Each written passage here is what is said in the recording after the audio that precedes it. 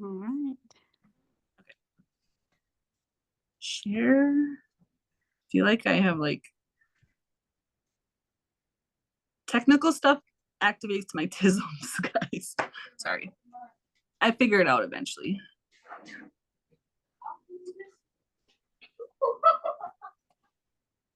Okay. Do you see me? Do you see my things?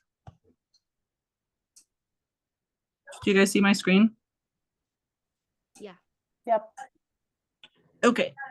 All right. So, I don't see comments. So either start talking or throw your hand up because I don't see comments as they're going, or Jade, just shout out comments too. So at some point, can we talk about redoing, re-internalizing the prolapse? Yes, for sure. For sure, for sure, for sure. Yep, we absolutely will dive deeper into how did I talk her through that, and the exercises that I talked her through for the first. Yeah, well, because this was like multiple uterine prolapses throughout her pregnancy. Yeah. Yep. So yeah. So if because the cervix was at her introitus, that is the second degree. Externalizing from the introitus is the third degree. So she did have an active prolapse in the pregnancy as well. But yes, we will for sure. Okay. When do I want to talk about books? At the end. Okay. So fertility and trying to conceive, counseling through midwifery model of care. How does this look different? You know, what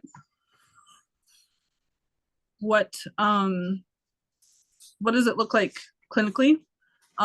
What we don't do, what we do, and why it's such a different approach. Okay, because in our communities, like these conversations are going to be different. You know, we don't have a ton of resources. Most of us aren't ever going to be able to just like randomly see the MFM or, you know, just go in for fertility screenings, or, you know, that's not a common resource for, or a feasible resource for our communities. Okay. So it is us that gets asked these conversations in all different types of capacities. Okay. Sometimes they're trying to avoid, sometimes they're actively trying to capitalize on their conception window. It's so what we talk about tonight is really a fun foundation, and will get actively built on through the whole rest of the course. Like if we were to just sink this down to its own clinic or workshop, or a workshop, certifying workshop, it would probably be like a 3-day workshop. Okay. Because this is a big topic, and we talk a lot about these things even in early antenatal care and early postpartum care. You know, whether it's a structured conversation about getting pregnant again or not, or if they even know what their family planning is or not. Okay. So what we don't do, okay, most of us aren't going to do physical exams, semen, egg analysis, blood tests. Okay, that's the meat and bones of the clinical structure. Okay, and that's, I mean, some midwives do incorporate a physical examination in this conversation, but a majority of the time, that's not going to be standard of care in our communities. Right. So that being said, what do we do? What do we actually do? Well, there's a lot. There's a lot of active components in this conversation. Okay, there's grief counseling, there's supportive counselings, there's decision making, you know, there's life behavior observations, sexual and relationship counselings, mindful practices, couples and family therapy. Jade and I are always joking that we're going to get our PhD as marriage counselors, and this is a huge reason why. You know, there's this, I don't want to say misnomer that this is supposed to be easy, because for a lot of people it is, but not always. And not always just because you've already had a child. Okay. Right. Secondary infertility is a big thing, you know, and that can be a huge emotional, like, well, I've already had 3 kids and and we're trying to have another. Why are we having, I know I can get pregnant. I already have 3 kids with, and sometimes it's because there's a different partner, and sometimes it's not, and sometimes it's age, and sometimes it's, I mean, it's all different components to this. Okay. Why, you know, why is it important that we can be a resource for these conversations for our community? Okay. The impact of infertility on their life, whether it's intentional, that they're trying to maintain their infertility, they're trying to actively not capitalize. So as we're talking about these things, also thinking of the flip side, you know, these fertility conversations when they're coming of age are for trying to actively conceive or intentionally actively trying to not conceive. Right. Okay. Because some of our communities, we don't have consistent access to other types of birth control, you know, and body awareness. Like these conversations at the time when our young girls are becoming women are incredibly important. And most of the time, I always kind of say, like, our generation is recovering from the taboos of not talking of it that was imprinted on our mother's generations. You know, so part of the conversations being healthy coping strategies, you know, healthy lifestyle choices that reflect on what's their intention with their fertility, healthier outlook on life, just knowing what your body's doing or where your cycle is at. You know, it's such an integral part of our bodies as women, and it's actually really easy conversations in our early adolescence. Helping couples understand each other, like creating that communication. You know, these are the foundations of our communities. How our families establish is how our communities thrive. Oh, guess I talked about that. Okay, so how do we do this? You know, so our foundational knowledge, you know, this is what we're going to be building on. Okay, so a lot of information now, and then I would actually encourage you guys to keep coming back to these as we're going through the coursework and building on to each of these conversations and revisiting this, because the farther that you get into the coursework, the more dynamic that these conversations, the more dynamicism you'll be able to have these conversations with women, young girls, and families that you're going to be supporting in your communities.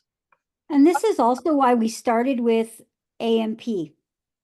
Because we wanted you guys to be able to have the AMP foundation, be familiar, and to be able to relationally converse about anatomy and physiology. Because every single part of our position as midwives is based on the anatomy and physiology of the co-creating reproductive system. Right? So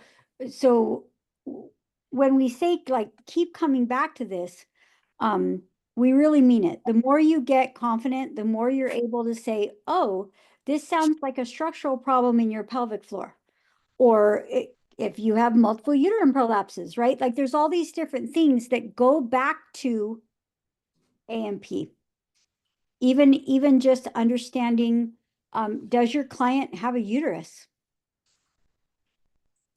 Because you can actually be born without one. So little things like that, helping them, helping, you know, young girls, but also our sons, helping our sons understand what this looks like and how their contributions and all of that affect the next three things that we're going to talk about. Mhm. And to understanding the infertility diagnostic test process, because it's not super common in our communities, but it can be, well, it's still not super common outside of our communities because we actually don't get utilized as a resource very often once they get into those diagnostic tests. But if they do have that in their history, understanding what they're saying. If they say that, well, I had IVF. Okay, well, tell me about that process. Well, I took shots for X amount of days for 2 cycles. Okay, well, that's not IVF. That's different, but in their mind, they're saying it's IVF. Okay, well, if it's true IVF, well, was there eggs harvested? Was there embryos? Was it day 8 or day 12 or 22 on before? Did you have implantation? Yeah. So even though these are things that we can't do, understanding the process, just like how we were talking about in women's health too, if they're sharing that this is part of their history, we need to know. We need to know what they're talking about too. Okay. And some people will say all of ART is IVF. They use those terms synonymously. But assisted reproductive technology is this huge umbrella. You may have, I would maybe be okay, say, with somebody using Clomid and then going on to have a home birth, as to someone having an embryo transfer via IVF, having a home birth. So the difference in the languages are important, important to suss out when you're talking to them. Yep. Okay. And then the psychological aspects. Okay. And I would argue that this is paramount almost always to almost everything else that's going on in an infertility struggle or conception struggle for a couple. Okay. The emotional, psychological, social impact of infertility, coping mechanisms that might intentionally or unintentionally develop depending on how long they feel like they've been struggling. Clinically, it's 2 years of inconceptions before they're considered to be, eligible for infertility. But I mean, some couples hit the 6-month mark and like, oh, we're doing it all the time. How come it's not working? Okay, so there's already the emotional coping, or sometimes it can drastically change how couples talk to each other, relate to each other, feel around each other, and clinically, yeah, you're just getting started, so sometimes you have to wade through all that. Grief and loss, people, they compartmentalize pregnancy loss or quantify pregnancy loss differently. And too, if they have any teachings around it too, if they have any cultural ceremonial teachings around it too, and understanding where they're at in those conversations can be paramount for sure.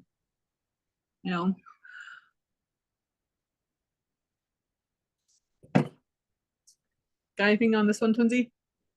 Well, so my own experience, I had 8 years of secondary infertility between having 3 kids in 4 years and then nothing for 8. And all of these things you go through. And one of the things when we talk about let's say miscarriage, your ability to get pregnant isn't necessarily clinically infertility. And so some people who have miscarriage after miscarriage after miscarriage after miscarriage, they get missed in that infertility workup window because they are in fact getting pregnant. But the grief, the coping mechanism, the things that happen when you are trying and trying and trying and actively trying for a baby. And when you're a midwife and you know all the things to do and you're actively trying for a baby. And every month when your cycle comes, you are completely deflated. And here I am as a midwife helping women who are pregnant, already pregnant, catching babies. There was an aspect of this as a provider that cut me to the quick all the time. How could I continue to love these women when I wasn't being blessed in the same way, even though I wanted that? And then there was some religious structures for me in that we were open to as many children as we could have. So then when you add that added kind of psychological and spiritual warfare, and then I'm still in a position, I'm supporting women through losses. I'm supporting women through pregnancies. And there was probably a good year and a half where I had to constantly check myself for envy. And was I really giving these women the best parts of that? And then there was also then the added thing of, well, you have 4 kids. You already have 4 kids, Jade. What the hell? There's some women that can't have any. And so the different coping strategies that you go through may be dependent. I was sensitive to the fact that some women in my practice could not get pregnant. And here I was, complaining, for lack of a better term, grieving, because I couldn't have subsequent pregnancies when I already had 4 kids at home. And that becomes this kind of cyclical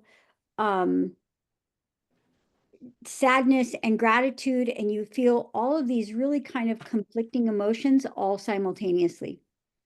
And then you still have to practice. And so by the time I got pregnant with my last child, there was probably 3 or 4 years where I had just neglected my health altogether. And then that pregnancy became a self-fulfilling prophecy and became my last pregnancy because I was so sick. So in my grief, I neglected to care for my own self, which then impacted my future fertility and that baby. I have 10-pounders at 42 weeks. This baby was a 41 and 5, 6, 12. Like, I was very, very, very sick with him. And I think because in my mind somewhere, I just kept thinking, I'm not pregnant. Like, what difference does it make? I'm not pregnant. I'm not going to sustain a pregnancy. I'm not going to have all of these things. And so there was PMAD that was going on that I never even really acknowledged because I was just white knuckling it through my treatment plan. And so as providers, I think that you'll get a lot of that. You'll get the full gamut of that. But it's important to know if you're referring somebody for workups or things of that nature, if they can get pregnant, they may be treated differently than someone who's been unable to actually conceive a pregnancy. Mm-hmm. And so knowing that you may not be cared for in the way that you want your client cared for is also important to note within the different models of care. Yep. So different therapeutic approaches to consider in the conversations that you create. Is this a situation where just the mom wants to be supported, you know, does the couple want to be supported together? Do they want community support? Do they need to find a social, you know, is it too much? Are they too isolated? You know, do they need to socialize more? Decision-making counseling, you know, it's not very often, but there are times where if we're asked to be a part of these conversations, and as a care provider, if our honest and heartfelt thought is it might not be in this person's best interest of their functional health, you know, how do you bring that into the conversation? How do you create that? How do you say that without feeling like total trash? Like, who am I to tell you that you can't have a baby or not? Okay, well, that's self-check. You know, why are we saying this? Is it because you have 10 kids and I don't think you need to have any more? Okay. Or is it because like and I have been in this situation where in a postpartum, I told a woman, I said, I don't think that it is in your long-term health's best interest to keep with this pattern. After the third child that I supported with her in less than 4.5 years. I think it was less than that, if it's who Yeah. I think. It is who you think. Yeah. So 3 She kids might in have had less than 4 3 years. kids in 2.5, 3 years. Yeah. Yep. And she had escalating concerns with every pregnancy, both health-wise, labor-wise, and recovery-wise. And she got pregnant again. And she picked Jade to be her wife because Her wife. she didn't like what I said, which is fair. Like, she doesn't have to like what I say, but that can't stop me from, I had to self-check myself to make sure, why am I saying this? It's because I am genuinely concerned. I'm not telling you not to have any more children in your whole rest of your life. I'm encouraging you in the next 3 years, prioritize your health and your mental well-being. And I mean, subsequently the relationship with the kids that you have, you know, but that's secondary, you know, like you can't do that if you're physically not here, you know. And sometimes usually not so much in our tribal and reservation communities, but if you ever do support off your communities, you're going to come up and you're going to potentially interact with belief structures where that is her being the best wife, is having 4 kids, 3 kids in under 3 years. You know, that is her being a good wife, you know. And how, What is it? If they have girls, they start trying in 80 days. yeah. Yep. So 80 days postpartum, if they've had a girl, they start trying for another baby. Because she's supposed to give her husband as many sons for his legacy as she possibly can. You know, so, and not all of us will support outside of our tribal communities, and that's okay. Okay. But part of our job as instructors is like, that's out there, you know. And if you don't come into contact with it professionally as a midwife, you probably will come into contact it auxiliarily by visiting with other midwives, you know. Okay. Any thoughts so far? Okay, is everybody kind of tracking? I know that was a lot, but again, this is set up for you to guys to revisit throughout the whole rest of the course, because all of these conversations, like, you'll be surprised, like aspects of these conversations are in consults, in antenatal care, in sometimes in active labor. I had a conversation with a father-in-law in active labor about why I thought his daughter-in-law was having this seemingly same struggle with subsequent babies. And I was like, I think there might be a structural concern. Seems to be a pattern here that might infer that there is a structural concern. And postpartum, you know, so it's not just like, well, we're struggling to conceive, we haven't had a baby yet. And we do, I mean, not as much as I guess I think we could be utilized for sure, for these conversations. And definitely not as much as like we, how am I say this? As much as the role of the midwife within the community is underutilized in these conversations in adolescent years. Okay. And you're not always in midwife mode to be this wealth of knowledge. So part of the intention behind this whole course too is what are we turning ourselves into the resource that we're being for our communities. Does that make sense? I'm only halfway through this can, but how we doing? We tracking? That last share that you said just really has my gerbil just going like I've never heard that before. That's mind blowing. In quiverful communities, that is the expectation of their women. Yep. And I would argue of their men as well. Of their men, they are expected to, support large families. It is not uncommon for us to support, babies 11 through 16. Well, I just had an 11th time mom. She was 43. Yep. So, yeah. Anybody else? Or we keep on rolling. Hey, that was a warm up. Deal with your baggage. Okay, we kind of touched on this before. Jade touched on it some too, and not all of us are still in our, I don't want to say childbearing years, but like in the phase where we might still be choosing to get pregnant.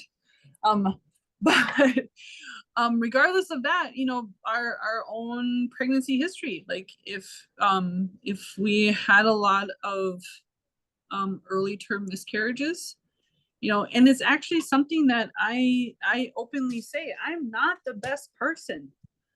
I'm not the best care provider to overly empathize or openly sympathize. Some women want their care providers to not be able to cry on their couch with them because they had a miscarriage at 6 weeks. Okay. I'm not the best care provider if that's what she needs in her early subsequent pregnancy. Okay. And I know why. It's not because I haven't had that experience. I've had that personal experience a few times, but it's actually because of the teachings of the culture that I married into.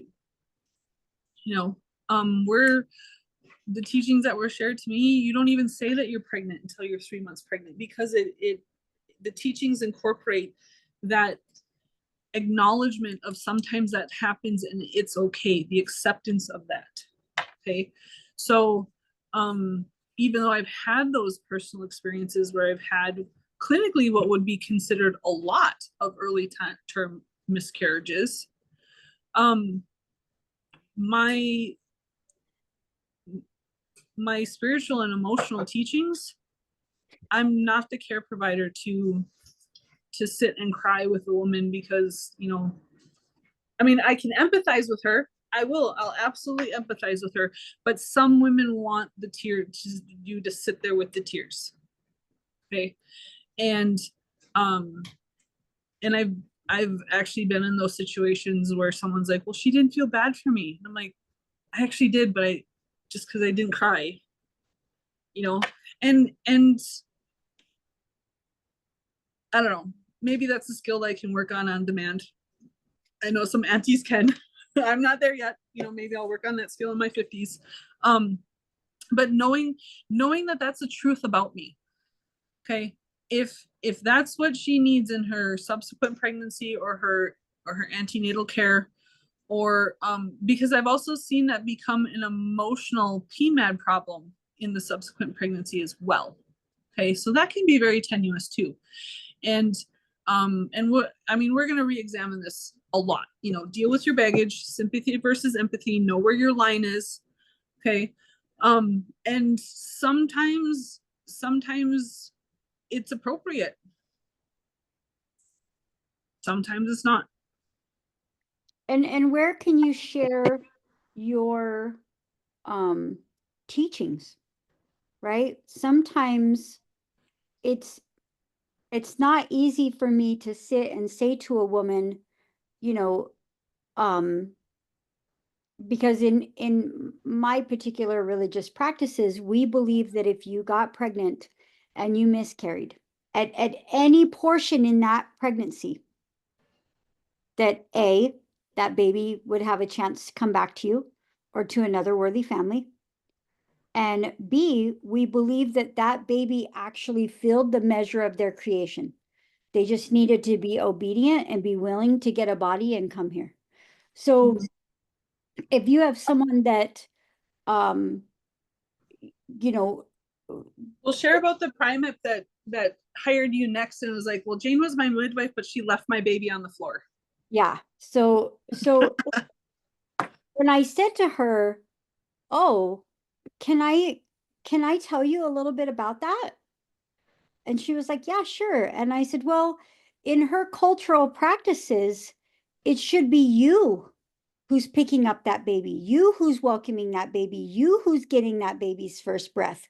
It should be you who reaches down and pulls your baby up to your chest. So she's like, oh my gosh, that's so beautiful. And I'm like, yes, it's a much different paradigm than she just left your baby between your legs on the floor. I was like, sometimes those teachings, we are actually doing something beautiful for you. We're doing something that honors your motherhood, even if you don't acknowledge that that's where that came from. And I said, but instead of, years later, instead of having a conversation with this particular midwife and saying, hey, I had a question about that. That felt a little weird to me, or that, but whatever the case may be, right? She felt like Jane just caught her baby and was like, well, hey, here you go. But then when I walked that experience back with her from those cultural teachings, she was really touched by that. And so I had, the gal was like, oh my gosh, that's just so beautiful. And I was like, yes, it is. And she didn't she was like, because didn't you support her with 2 babies, Jane? No, just the one, but I had supported her sister, her sister-in-law, a cousin. Yeah. Yeah. And what's really sad about this particular family is that her baby was only maybe 2 or 3 months old, and her husband passed in a car accident. And likely as not, she's probably remarried and maybe she has 3 or 4 kids by now. Because that was the expectation of that religious community as well. Right. So, but sometimes the things that we do, we're doing that from a cultural consideration, or maybe even not. Maybe it's just like, hey, you should be the one to pull your baby up to your chest. But that's a really cool thing that like you guys get to decide what you're creating. Right. What is this conversation? What does even just the whole process of this conversation look like that you're going to be creating for and from within your community that has those shared beliefs? Like, I'm kind of the odd man out because most of the time I don't get to support within a community that has shared beliefs, and not a lot of, well, almost none of the families that I do support understand or even know what my belief system are. It's not pertinent, but then that's when situations like that happen. Like when Jade was like, well, how was your birth with Jane? She's like, well, it was great, except she left my baby on the floor. And I was like, what? I was like, can you tell me some more about that? Because like, I literally talk to this person every day and like, I got nothing, you know? And then as I was able to talk with her, it, it totally changed how she looked at that entire birth. Then she's like, oh yeah, you know what? I actually think I want to be the one to pull my baby up again. Like, I think that's an incredible thing. And I was like, yeah, it kind of is. It's kind of cool, you know? And like things you can deal with your, like, so for example, my very first baby was a 42 plus week stillbirth. So part of dealing with my baggage per se, right, is that if I was to support one of you ladies and I would thank you after we got you in bed, I would say, thank you for sharing your baby's first breath with me because I didn't get mine. And it means a lot to me that you would give me this very unique privilege and that it's not a thing that's lost on me. And I've had midwives argue that's the antithesis of actually dealing with your baggage. But in my teachings, you do make those intercorollary related things. And one of the ways that keeps me coming back to midwifery is the fact that babies will share their first breaths with me. And when you are a young mom who has a baby, there's no way that I can adequately describe the silence of a stillborn baby. They just never make a sound. There's all this anticipation in the room, right? Like it's everyone is holding their breath for that baby to cry. And yet you know your baby is not going to cry. And so one of the ways that I honor that child is by thanking every single baby that I believe that she sends to me to heal a little part of my heart in that. And so I share that with clients. When we talk about like hard lines and things like that, I talk about my hard lines. And you know, those are ways just because we say deal with your baggage, it doesn't mean put it in a box and never open it up. Yeah.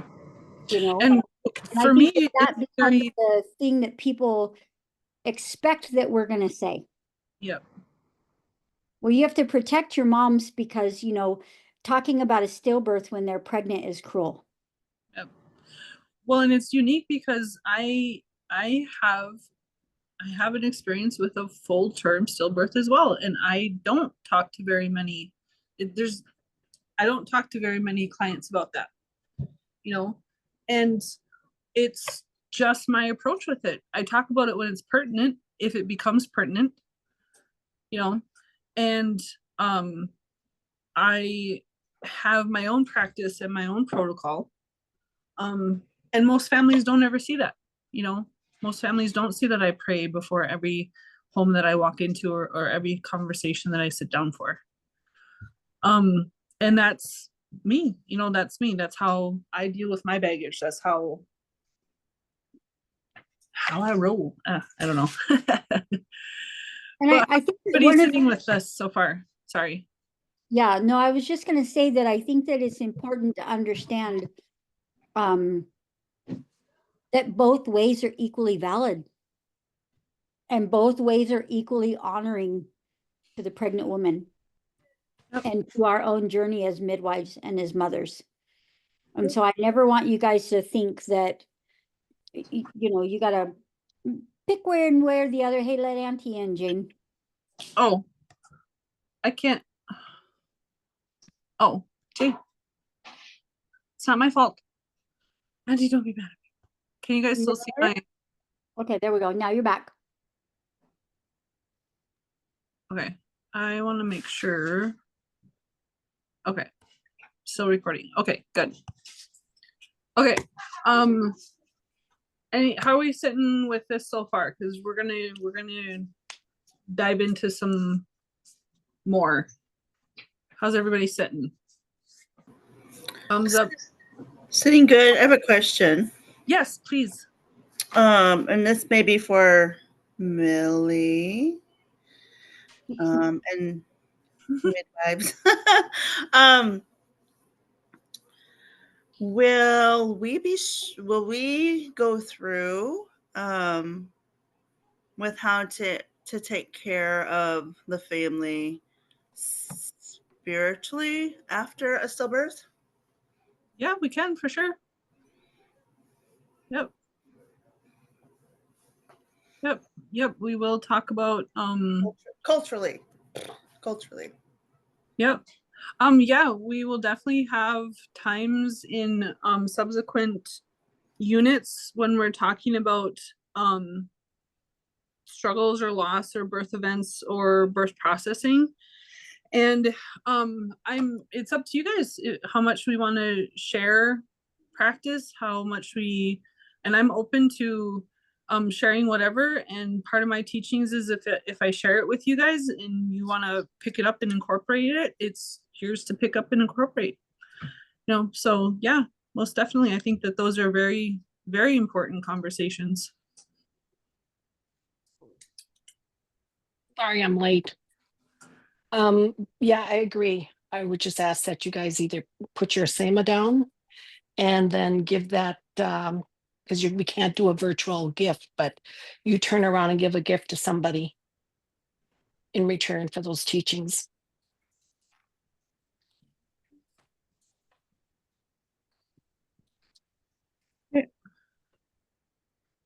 Anybody need a quick break? We just got here. No, Well, that it was good too. average. Yeah. I'm gonna go potty. Okay, we do need a bathroom break. Is that what I heard? I can't see you guys. Yes. Okay, thank you.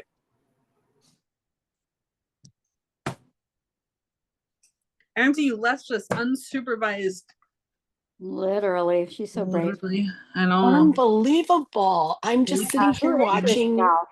a movie and then I come to the room and I'm thinking like, wasn't there something going on tonight? You forgot about me. Oh my God, 50 slashes. Woo! Thanks. That's when you let your kids choose their punishment and they always go harder than what you would have done. Right there. Yeah. What'd you guys cover this morning or so far?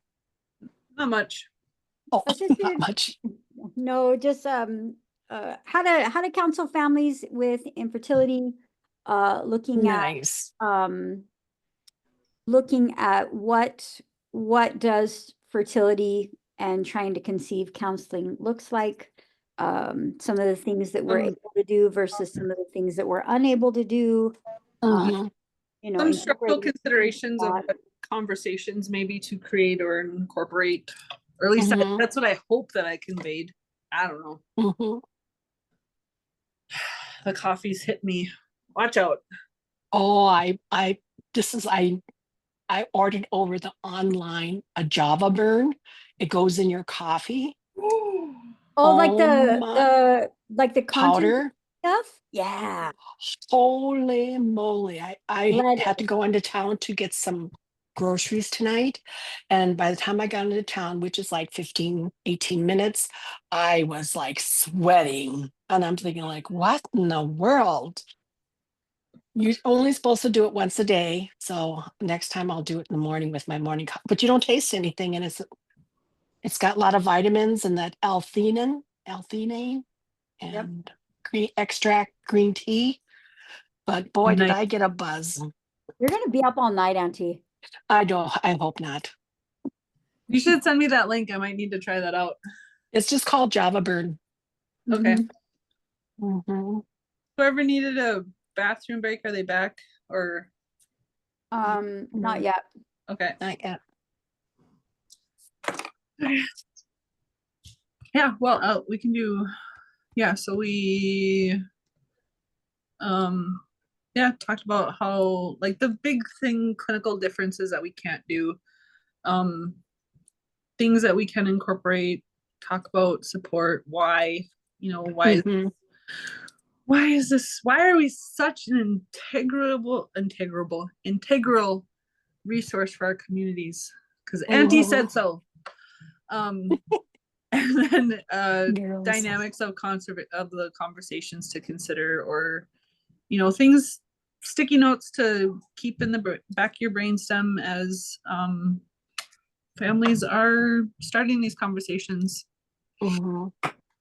And the flip side too, like if they're intentionally trying to not capitalize on conception windows, you know, and this is, you know, we encourage all of our lovely ladies to revisit this several times throughout the whole rest of the course, because, and we will be sending out certificates for this portion too, but this is, it's just, we're just going to keep building on it, and there'll be a couple other ones like that too. Just keep building on it. Ooh. I gotta get my Thai, It sounds good. Get your what? my Thai food. Oh, where's my Thai food? Oh, well, if you start driving now, I'll probably have more first. Dinner.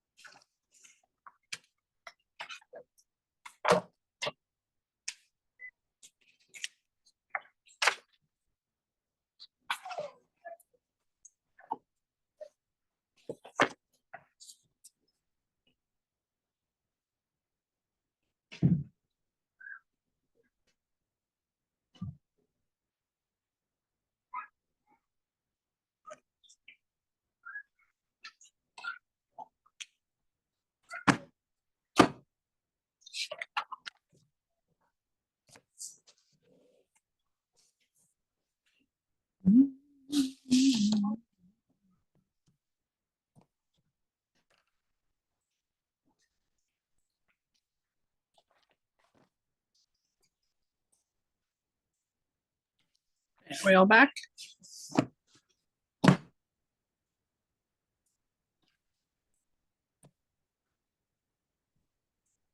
Everybody back yet? Let me see.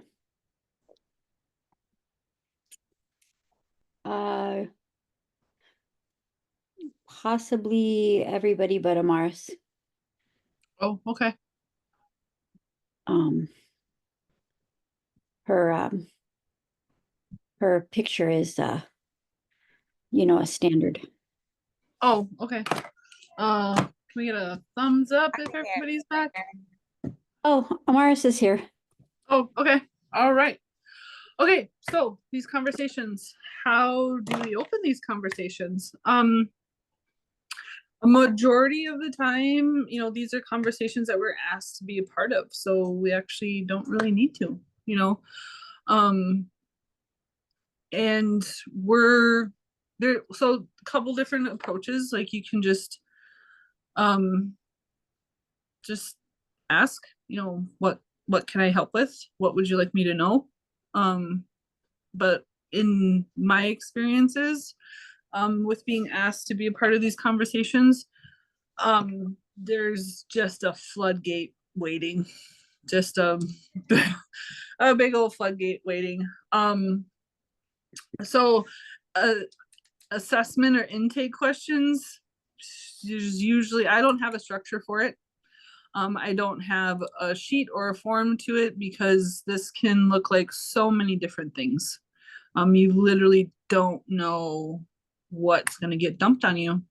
And I don't mean dumped in a disrespectful or anything way, but sometimes it just is an emotional unloading is part of the process, you know, because family members get tired of being the person that they try and have these conversations with. Best friends kind of can get overloaded depending on how long that they've been feeling like they're struggling with this.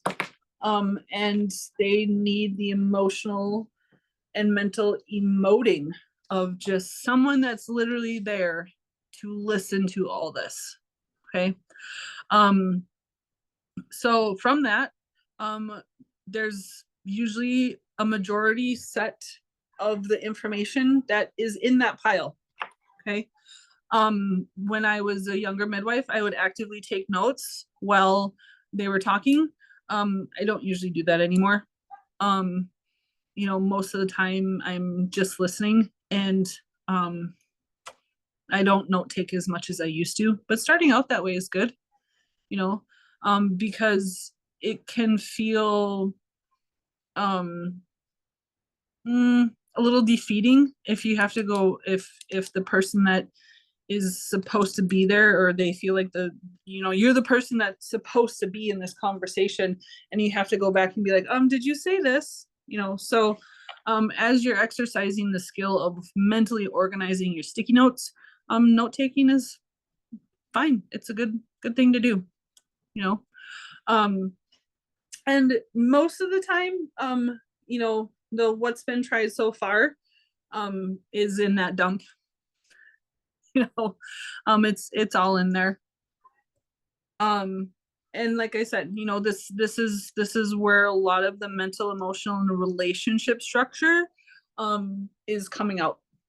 You know, sometimes the partner will be contributing to this and sometimes not, and that can be very telling too. You know, so watching that dynamic between them, and watching their faces, watching their body language, those are all very telling and very important. You know, if they're still sitting very close to each other, you know, if there's lots of space towards each other, if they're not turned towards each other, like those can all be very, I don't want to say telling, but it can be very helpful in gauging where they're at together on this emotionally and where the relationship structure is. And that can be very helpful in directing you about how to then approach it. Right. Some of the things that you might have to ask follow-up questions on. Okay. Are you tracking? Do you know when your fertility window is? Okay. You know what a fertility window is? Yeah. Do you know when you're ovulating? You know, because if it's the whole, well, we're doing it all the time. If I'm not bleeding, we're doing it. Oh, okay. Okay. Well, that's very exhausting, first off. Okay. And that's not capitalizing on when it's going to be most beneficial. So yeah, emotionally, that's a huge strain. RH factor, not a huge concern in Native communities. Not a lot of RH negative in Native communities. Cycle variations, okay, and when to consider encouraging regulation of cycle. Okay, just because she doesn't have a 28-day cycle does not mean that her cycle needs to be encouraged to regulate. And we'll talk, just because she's having if she's having a regular 35-day cycle, does not mean that you have to figure out how to get it down to 28 days. Okay. If they have any clinical information, if they've had any experience with early loss, or delayed implantation or missed implantation, you know, those could be questions. If do they know if they're struggling with PCOS, and you know, and what that might look like. And you know, those, depending on what's in the initial emoting, you know, these rest of the questions are very easy to suss out if you need a little bit of follow-up on. Okay, timelines. Okay, well, how long? You know, well, we've been going at it every day that I'm not bleeding for 4 months. Okay, well, I can definitely see why you're exhausted and why this feels defeating. And you don't want to say, well, that's not that long enough, you know, because even though it's kind of not, you know, and I meant to write down the percentages, but you know, women under 25, there's only, or what is it, 28, there's only a 20 to 22% chance of them getting pregnant, even if they hit their fertility window, you know, so it's not 100%, which is a very common misperception. It's a really normal perception. Like, well, if I just hit it on the right day, or if I do it all the time, eventually, of course, why am I not getting pregnant? You know, so even just knowing and knowing if that statistic is going to feel helpful. Some women like those numbers, like, oh, well, okay, well, we're fine, you know, and that's the end of the conversation. Some women, it's like, well, I don't care. You know, numbers aren't helpful.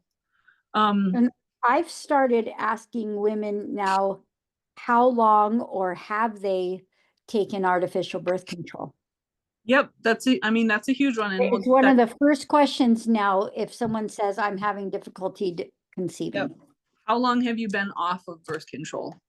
Yep. Mhm. And then following up with, well, how long were you on it? You know, and that will become very, very pertinent in, way to jump the gun, twinzo. No, joking. Sorry, That's fine. I do it in my timeline conversation. Oh yeah. Well, yeah, exactly. Yep. Timelines. Yep. For sure. Timelines. Have you been on birth control? How long were you on birth control? Which birth controls were you on? How long have you been off birth control? Like, those are very, very important, especially if, I mean, well, they're just important anyway. And that is probably the biggest one that gets missed in the initial emoting. And then very, very seldomly do partners' health, you know, ever come into that conversation. You know, because so much of the time, socially, it's deemed to be just contingent on the woman's health, which is crap. It's not fair. I'll say it that way. Hey, so, cycle, you know, knowing we've talked about cycles and then the hormonal shifts, but knowing that there is a breakdown of all of the hormones in every stage of the cycle. Okay. But the distribution.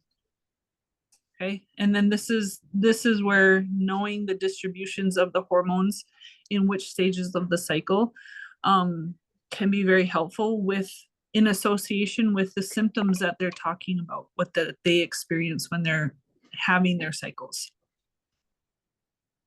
Right. So this is it. Some of this is reminder too, but refresher, not refresher, but what's the word? Reinforcing.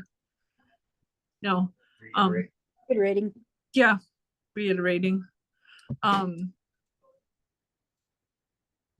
It's cold in my room, sorry. In my husband's house.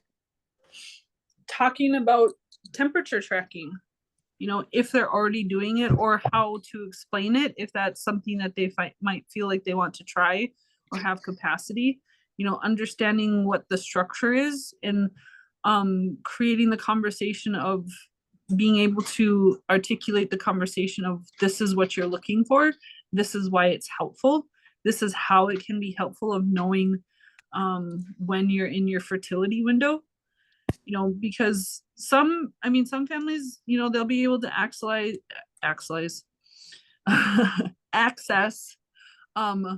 ovulation sticks or LH sticks and buy them by the box. Some won't, you know, so having different avenues of approach of recommendations that they can try. Because, you know, easy, accessible, affordable, you know, all this takes is a thermometer and a piece of paper. Like you can print off the empty charts, but really just a notebook. You know, and then this can be a really easy way to introduce a young woman into tracking her fertility when she first starts having her time. Yep. And talking about how small the actual window is. So when you Yeah. have a family that's like, we're doing it every day.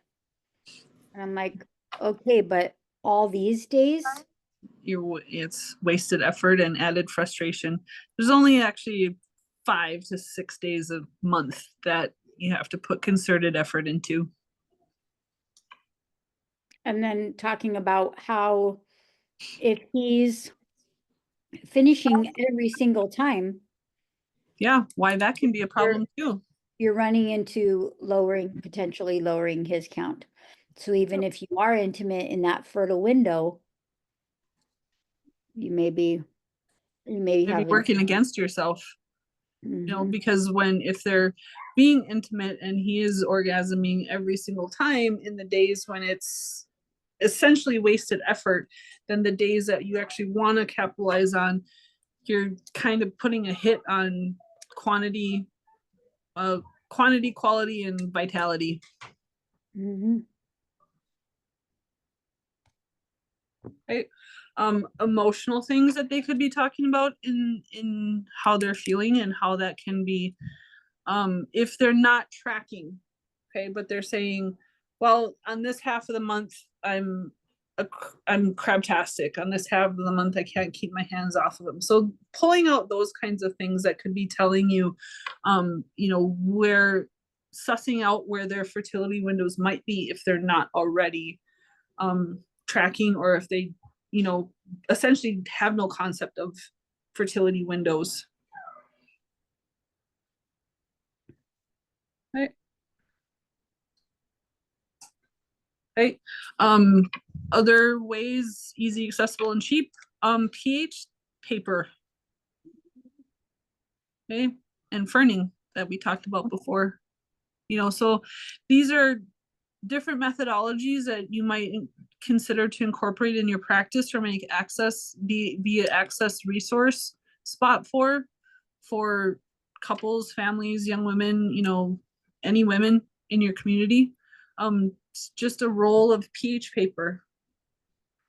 Or if they're actively not trying to get pregnant, whether if they're in a relationship or not. I mean, I can imagine that probably all of us have had conversations with women that are in relationships that really don't want to get pregnant in that relationship for any kind of reason.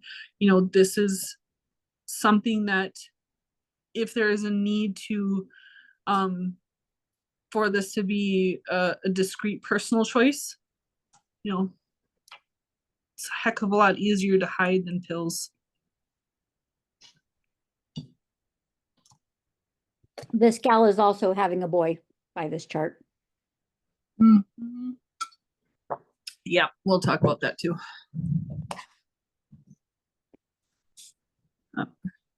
Yeah, if a couple wants to influence birth dates or genders, you know, and there's a couple infographics that I want to include that I didn't in this slide, but I will include them in the unit. And one of them is not a lot of people want to influence or pick their month of due dates.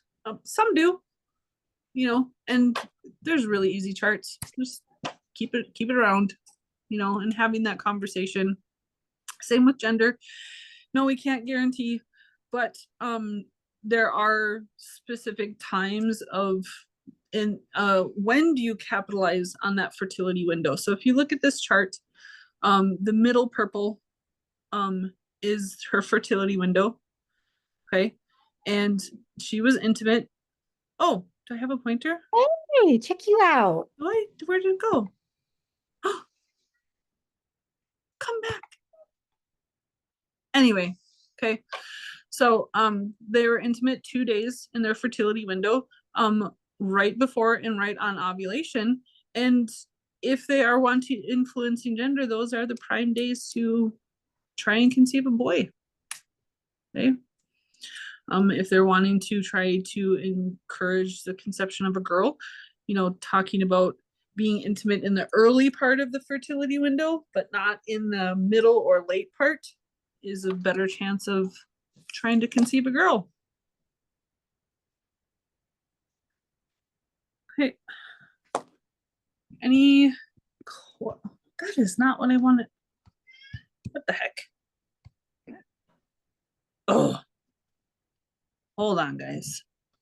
There's slides in here that I want to talk about that's not letting me talk about. Come back. No. And Why is it not working? I don't know. This, I can see it. yeah. I accidentally deleted a couple. Okay. That's what I wanted. Okay, so talking about cervical fluid. Okay. If checking their own cervical fluid is something that they feel like they have capacity for, you know, it's not everybody's jam, but it's some, you know, and that feels more doable than remembering to take their temperature, knowing when and what they're looking for, you know, and that can be a very reliable way of determining fertility window. Yep. Okay, now we're back on track. Okay, so here's where we're talking about the ratio. Okay, so if this was a 35-day cycle instead of a 30-day cycle, but it's pretty evenly cut into thirds, okay, you don't have to try and get that cycle down to 28 days. Okay, so what you're looking for is an adequate, not adequate, semi-equal, maybe, a luteal and follicular phase. Okay. Now, where you might want to consider if she's been charting, or if, you know, been journaling about temperature or pH or cervical fluid, if you start to see the suggestion that her fertility window might be skewed, you know, maybe she's having cervical fertility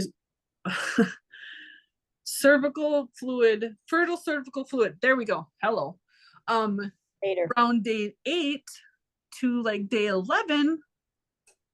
Okay, well then that's not long enough follicular phase, and that's too long of a luteal phase. Okay, or if she's Or not she might have a short luteal phase. She Yeah. might be 22 to 24-day cycler.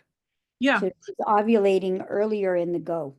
yep, So yeah, if but she's looking at the calendar and saying, oh, I need to be intimate on day 14. yep, yeah. So if she's having, if she was a 25 or 24 day cycler, you would anticipate her fertility day probably being around day 8. Okay, because then that would be breaking it up into about thirds. Okay, but if she's a 35-day cycler and she's seeing a fertility window around day 8, you know, that's not good. I don't want to say not good. It's not impossible for her to get pregnant that way. It's just going to be really hard for her body to actually hold on to that pregnancy if the follicular phase and the luteal phase are drastically imbalanced, if that makes sense. Okay. Same again too, if she is a 24-day cycler, but she's not seeing her fertility window until like day 21 or day 20, that's gonna be very hard for her to conceive. Yeah. Okay. She's gonna be low on progesterone. Yeah, so that's when you're seeing the likeliness of the estrogen progesterone imbalances, and that's when you might want to counsel about things to do about that. Okay, so it's not the length of the cycle, it's how it's broken up. Okay, does that make sense? Any questions about this?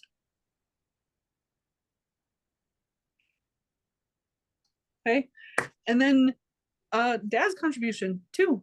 Okay, what does that look like? Well, it takes about 64 days from start to finish to produce mature sperm. Now, they are constantly producing it. So yes, he can produce sperm every single day, but what he's producing in the fertility window is reflective of his health 64 days ago. Okay. And we're not counting his age yet. Yes, we haven't even talked about age yet. Okay. So, and then too, if he's having to produce sperm every single day, okay, then the quantity and quality is going to be, in mobility is going to, it's because just because they can produce it all the time every day doesn't mean it's not energetically expensive. And if he's having a lot of stressors, if he is not, if his diet is a little skewed, you know, if he's having his own physical, mental, and emotional concerns, just because he can produce it doesn't mean that. Yep. If his sleep cycle is jacked up, if he's living off of Red Bulls, you know, just because he can produce it every day doesn't mean that it's actually his best foot forward in his own contribution. If that makes sense. Okay. And then this is where I talk about, you know, the 30-30-10. 30% you, 30% me, 30% us coming together, and 10% luck. Mm-hmm. You know, and then this is where age, health, you know, and we were seeing a lot of this in the COVID shutdown. You know, a lot of this. If she was symptomatic, 30 to 90 days prior to conception, we were seeing it in the placenta of that pregnancy. Same with the dad. We were seeing some hot trash placentas, you know, and now there is a lot of reliable literature that the sperm is the biggest contributor to the quality of the placenta, especially in the first trimester. So if he was symptomatic in the 60 days prior to that conception, that was very much reflective in what we saw in that placenta.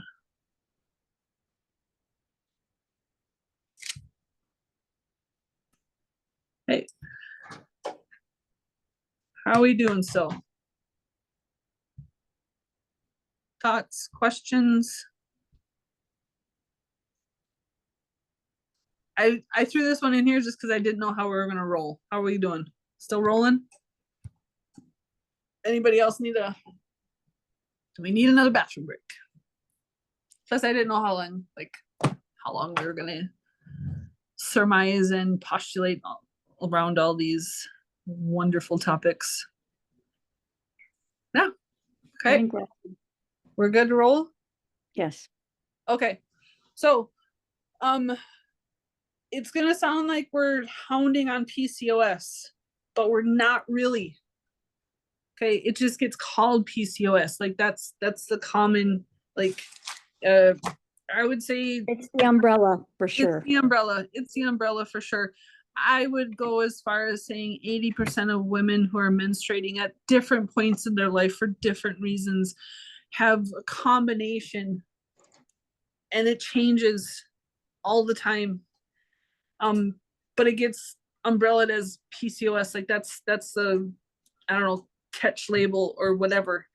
But even if we have lots of successful conceptions and lots of successful pregnancies, maybe in our postpartum, we're having adrenal or inflammation or insulin resistant, and it changes, you know, like, but it's going to sound like we're just harping on PCOS, but we're not really. But it's just, again, it's just like the easy labeling, which sounds horrible. Okay.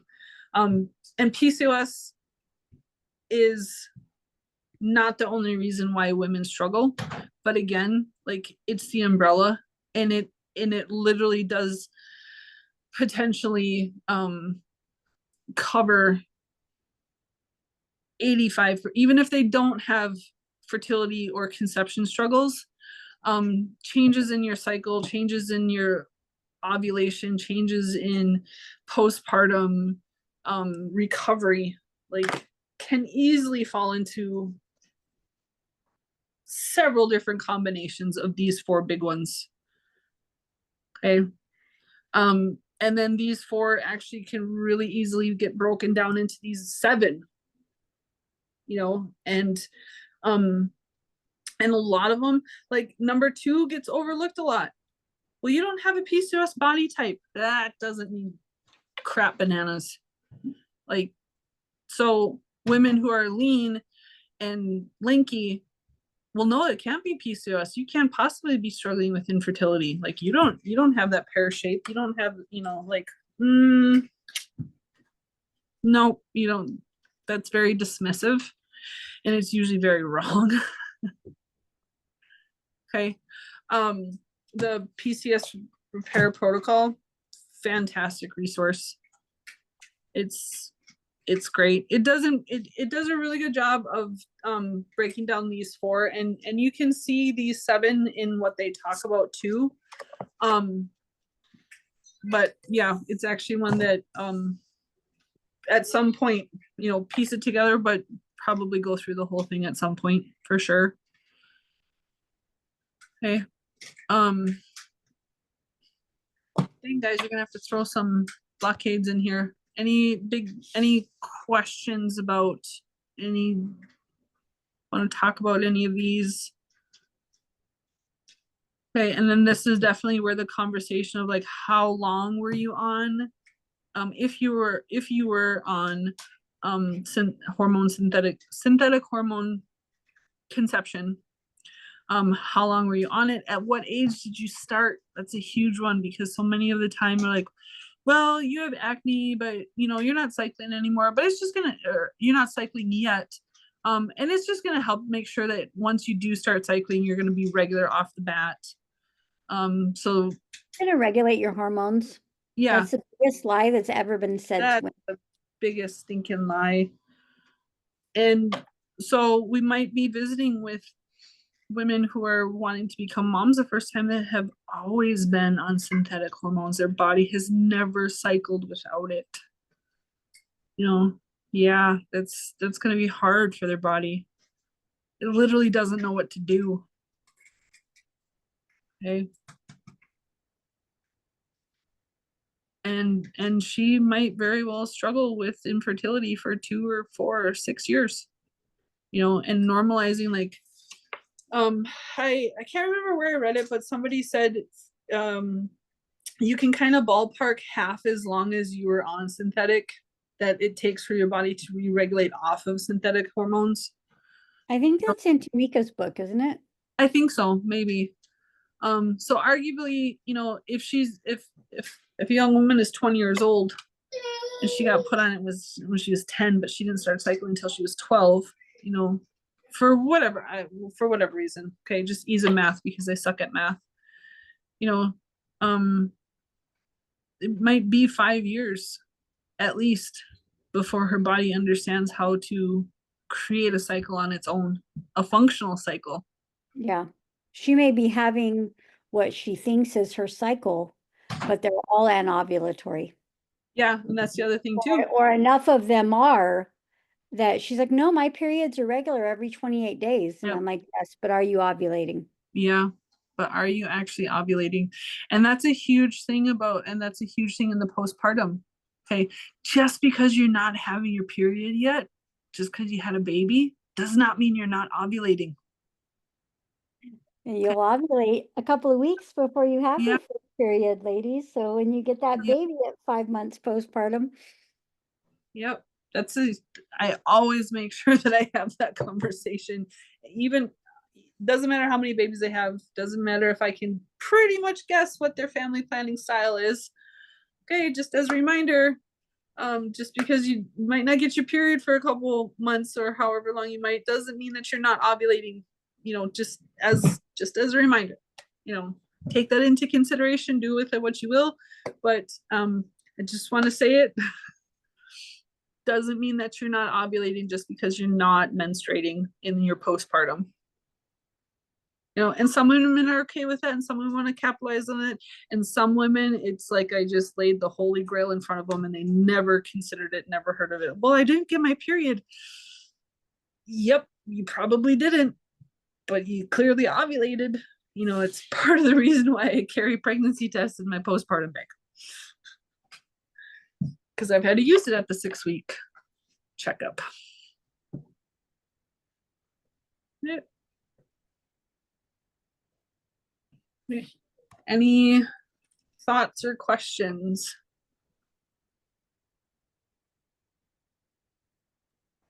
And again, we're going to be building on this definitely through the first year when we're just talking about normal, mastering physiological normal. Okay. Because this is all normal. Like, our bodies are not machines, they're not as much as hospitals might like it if we were assembly lines. They're not. So cycle variation is normal. Cycles in the 20s definitely different than in your late 30s. Definitely going to change after every baby. Fertility, when just because you were habitually a 28-day cycler before you had your baby, maybe after the first one you go back to 28-day cycles, but maybe after your third one, all of a sudden you're 32-day cycler. and it's a thing to be aware of too. If you're supporting a woman who has a history of PCOS with hirsutism, which is like male type body hair, she might have Facial hair usually. hairy arms or facial hair. She may have cysts that rupture in her pregnancy because her ovaries are so flooded that the hormonal changes of pregnancy encourage those to burst, and they're incredibly painful. So I've heard. Yeah, so she might be experiencing what gets labeled as breakthrough bleeding for her entire pregnancy. Most of the time that gets misdiagnosed as low progesterone, so then she actually gets put on progesterone, which is literally the opposite of what you want to do if she's actually struggling with cyst rupturing in pregnancy. But what do we know? We're just lay midwives. Yeah. Mm-hmm. Sorry. That's our inside joke. Okay. What someone is saying about the color of their menstruation. That can be very telling in what imbalances they might be struggling with. Okay, so not always in the initial conversation, but if you work with a family, because sometimes all they want is the initial conversation and a couple suggestions, and then they go off and then you don't hear from them for 6 to 12 months, or then all of a sudden you hear that she's pregnant. Okay, some families do want the follow-up conversation. So and not to say that you can't have these conversations in the initial one, but depending on how the conversation goes, I always just match them where they're at, what they feel like diving deep into.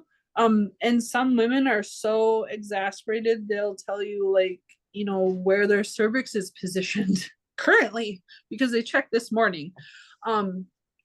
And they'll be like, oh yeah, this is what it looks like. This is the consensus, because they've Googled, because they've been frustrated for a while. And so sometimes this is absolutely part of the first conversation, sometimes not. You know, sometimes this is where maybe offering to come back to the conversations, you know, give a couple suggestions, give a couple ideas, maybe talk about tracking their cycle, figuring out where their fertility window is, maybe encouraging keeping a menstruation journal for a couple cycles, and then like, well, and then we can discuss it, you know. So then if that's a tool that they want to utilize, encouraging to take down a note of consistency, color, how many days it's the color, you know, because these are things that can tell us where the imbalance might be without the ability to have the blood panels done. I'll move you out of that way. Get in that corner. Okay. Same with if they're keeping track of noticing symptom changes throughout their cycle, not just when they're menstruating, you know, because usually, I mean, most women know, like, well, when I'm bleeding, I feel like this and this and this. Okay. And then how do you feel the week after? And how do you feel the week before? Well, I don't know. I'm at work, I'm at school, I don't pay attention. Okay, well, maybe those are things to take note of in the next 2 months. Just keep a journal and we can go over it, you know. And then if you see these patterns of symptoms that she, you know, takes note of because now she's paying attention, that can also tell you what her body might be struggling with too. Okay. These are really, this is an area that I actually have like a crap ton of infographics on, that I will be posting more, because these two topics in and of themselves are huge areas that we will be building on for the next 2 years. We're half year in already, guys. Holy scats. But some women have the capacity, either resource wise or emotional, to dive really deep into food. Okay, not all women, but some, you know, some, they want to get really into the smoothies and they want to get really into like which foods should I eat at which part, you know, in the follicular phase. You know, some, that's their jam and they want to go deep and deep and deep into that conversation. Okay. Some not. You know, this is definitely an area where at the very least, I always talk about protein, you know, because I have a bias, I guess I'll call it a bias, that if you house a uterus and it is still inside the body, that you are probably protein deficient. Yeah, I'll own that bias, you know. And that's usually a really easy conversation to focus around, regardless of what their resource limitations might be in what they can prioritize in their groceries availability in their home. If you focus it on proteins, that can feel very doable and very easy to follow.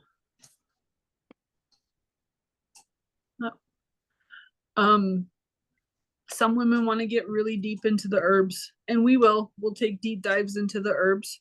Okay, the only one on this infographic that I don't like is the cotton root bark on ovulation. That's the only one I really don't like on this one. I have a very, very healthy and borderline fearful respect for cotton root bark and its power. It's not one that I'm like, oh yeah, willy-nilly all over the place. Okay, so otherwise I very much like this infograph, but my personal relationship with cotton root bark is a very not hesitant, how to describe it. I'm very, very cautiously respectful, fearfully respectful of what she can do. You're fickle broad. Yes, she can be very fickle, and that, but I mean, even that, like, your relationship that you develop with different herbs are gonna be different than mine. You know, there's lots of midwives that use it all over the place. Okay. Same with mother's wort, all over the dang place. I'm not as reserved, or well, I have a reserved, I'll say a reserved relationship with mother's wort, where I have a very healthy, fearful respect relationship with cottonroot bark. But I feel like motherwort is a river and Yeah. cotton bark is the ocean. potentially, yeah, potentially. But I don't want you guys to feel like we're skipping over or glazing over talking about plant medicines, because I promise we're not. It's coming. Yeah, we will be doing big deep dives into it, and I am comfortable and prepared with bearing all of my ins and outs of my relationships that I've built over the years with different plant medicines. And there'll be other ones that I put in the infograph too. But point being, some women, where their emotional bandwidth and capacity is teas.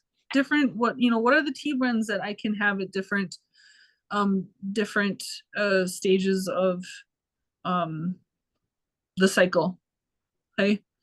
And that can look different too. Some only are like down for the teas when they're menstruating, and so it's not just like the cycles aren't one size fits all. What women are willing to or able to have emotional bandwidth, and then actually like the follow through. Like some women, they want to do all the smoothies. Okay.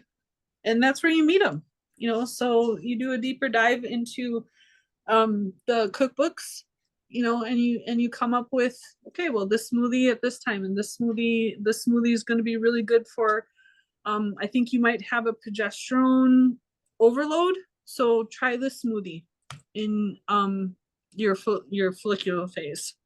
Okay. Same with exercise. Some gals are going to be down for whatever. Okay. I don't want to say just yoga. Like, there was a time in my life where I lifted a lot of weights, but I was, as much weights as I lifted, if I was menstruating, yeah, that could beat gravel. I had absolutely no interest in looking at weights. And then that was actually one thing that told me I was potentially pregnant. I was like, I'm not bleeding. How come I can't stand the look of these weights? And I took a pregnancy test and I was pregnant. Like, well, there you go. I couldn't even think about going to touch weights for like the first, I don't know, 4 months of my pregnancy with Teeny.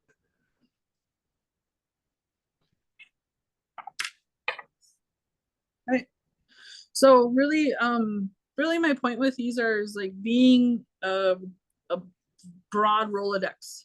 Okay, because every woman that is wanting this conversation, what they feel like they have energy for or what they're going to invest their time in is going to be different. And that's why I get kind of suspicious of like, oh, this is my protocol for this. Like, okay, but what if somebody is not going to follow through on that because they're not a tea drinker? What do you got for them? Oh no, this is my protocol. I'm like, oh, okay. Or they don't have $300 a month to spend on supplements. Yeah, that's the other thing too. Like if they don't have access or resources for all, well, this is the supplement list that you have to go on. Well, I'm 2 hours away from a store that might have it. They usually don't have it, and I don't have an extra $120 every single month to replenish these. So what else you got? Nope, this is my protocol. Okay, well, probably not going to come back to you. No. And then,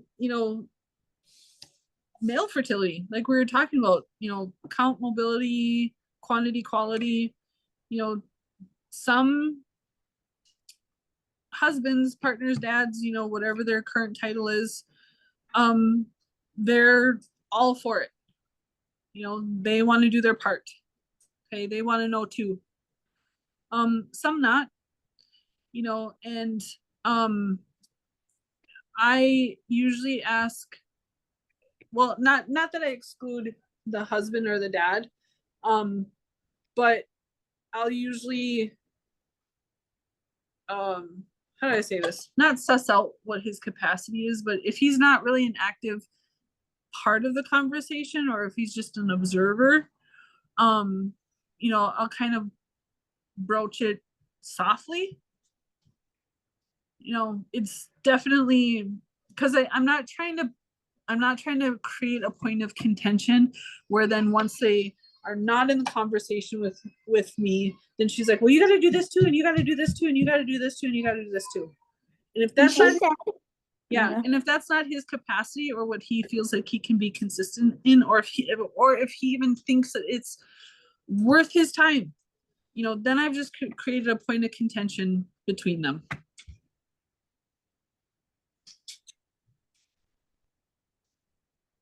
Okay. And I feel like there's another.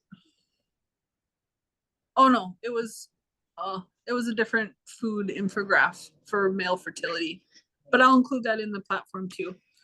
And we will see those, and we will see lots more in these, especially when we're talking about prenatals, first trimester,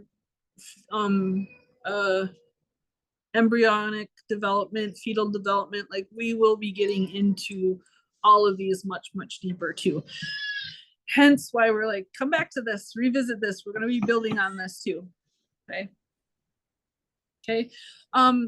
If they do have means or capacity to want to do hormonal panels, what's going to be helpful? Knowing which ones, who you don't want to waste their time, and knowing which ones might be more helpful to have them get or not, and that can be very reflective of which combination of the 4 or 7 big PCOS groups. If you don't think that she's having adrenal PCOS, probably don't need to have a thyroid panel.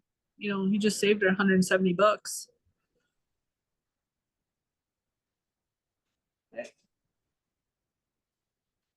Same with supplements too. Like, if they do have capacity or the means to invest in supplements, is it going to be more beneficial for her to have a really good magnesium complex or a really good methylated B12?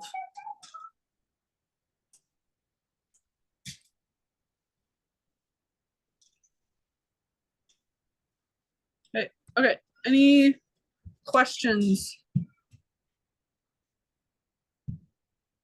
Okay. I don't want you guys feeling like we're leaving, like we're dangling a bunch of heavy information, but we're not like following through with why we're saying these things. Does that make sense? I have a question. Yes, please. What is Vitex under the supplement? Is that a brand or is that like Chash tree berry. It's a herb. Okay. You might see it as chash tree berry. Okay. I'll put it in the chat. Trash tree berry? Chast. Okay. Cash. Okay.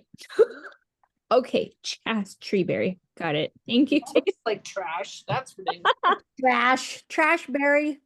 Yeah. Oh, vital. Vitex. Freaking A. Yep. Don't take Vitex if you're menopausal and you're trying to get rid of hot flashes, because you might be. Because you'll just be hating your life. Yeah, well, and you might be 46 and then all of a sudden you're pregnant and you're just trying to get rid of your hot flashes. Mm-hmm. So knowing that too,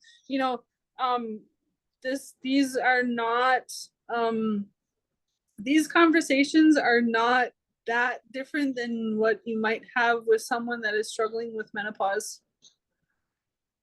They're really not a ton different.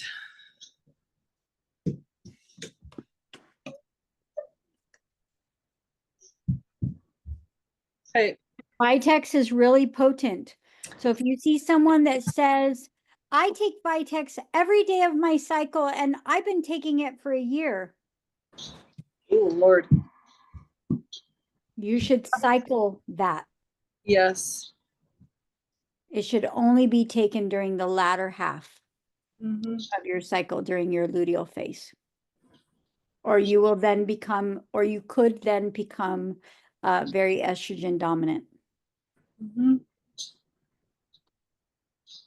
Yep. And if they're trying to take it, or if they're taking it with the intention of wanting to become pregnant, my follow-up question was, do you ever feel like having sex? I bet not.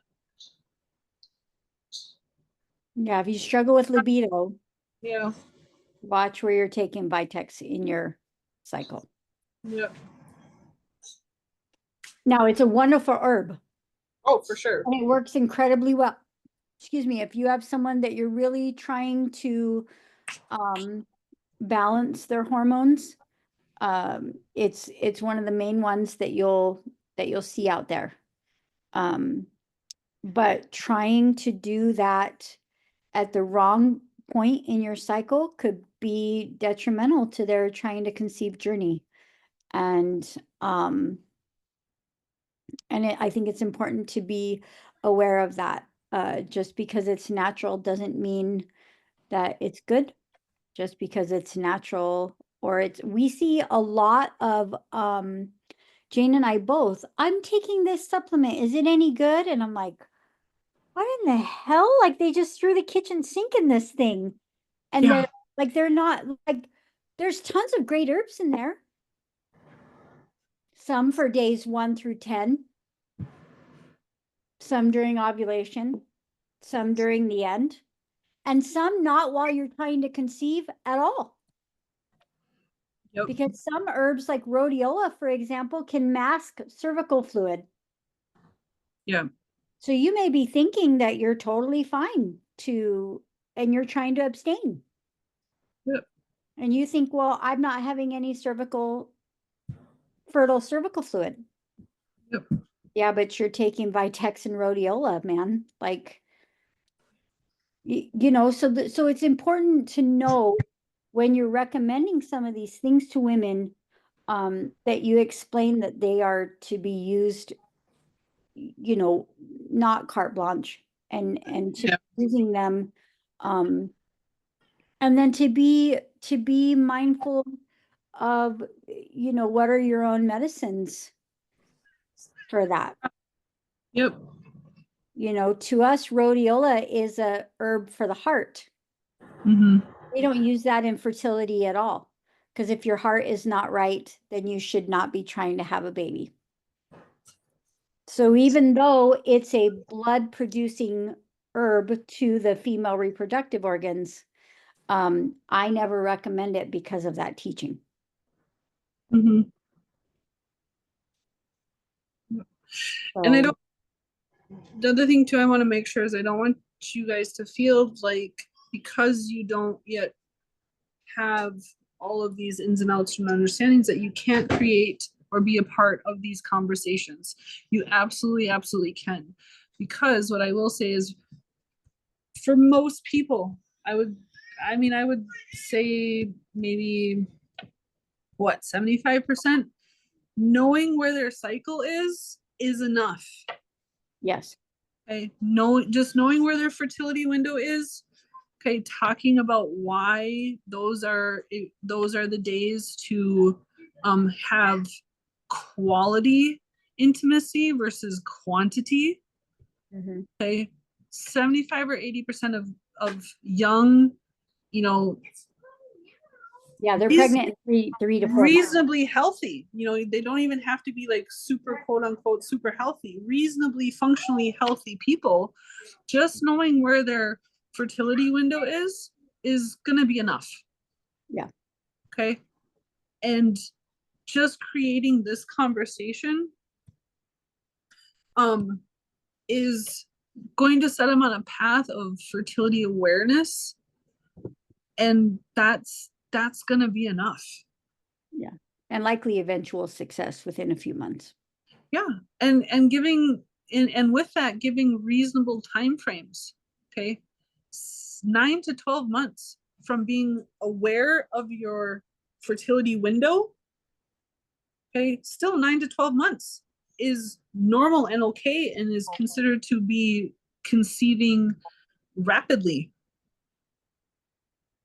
Okay. Especially if she has cofactors of artificial birth control, other, you know what Yeah. I mean? Other things that she has going on, or maybe that he has going on. Yep. But you're probably going to get most of that information from her. Yeah. You know, and that's where that 10% luck really comes in. You know, because it's not supposed to be 100% every month. Like our species would be in a hurt locker if our I mean our bodies, they can't function that way. Okay. There is there is a wisdom in how our body was created. We're not supposed to conceive every single month just because we're capitalizing on our fertility window. Okay. So sometimes a conception, or sometimes a conversation of realistic expectations. Okay.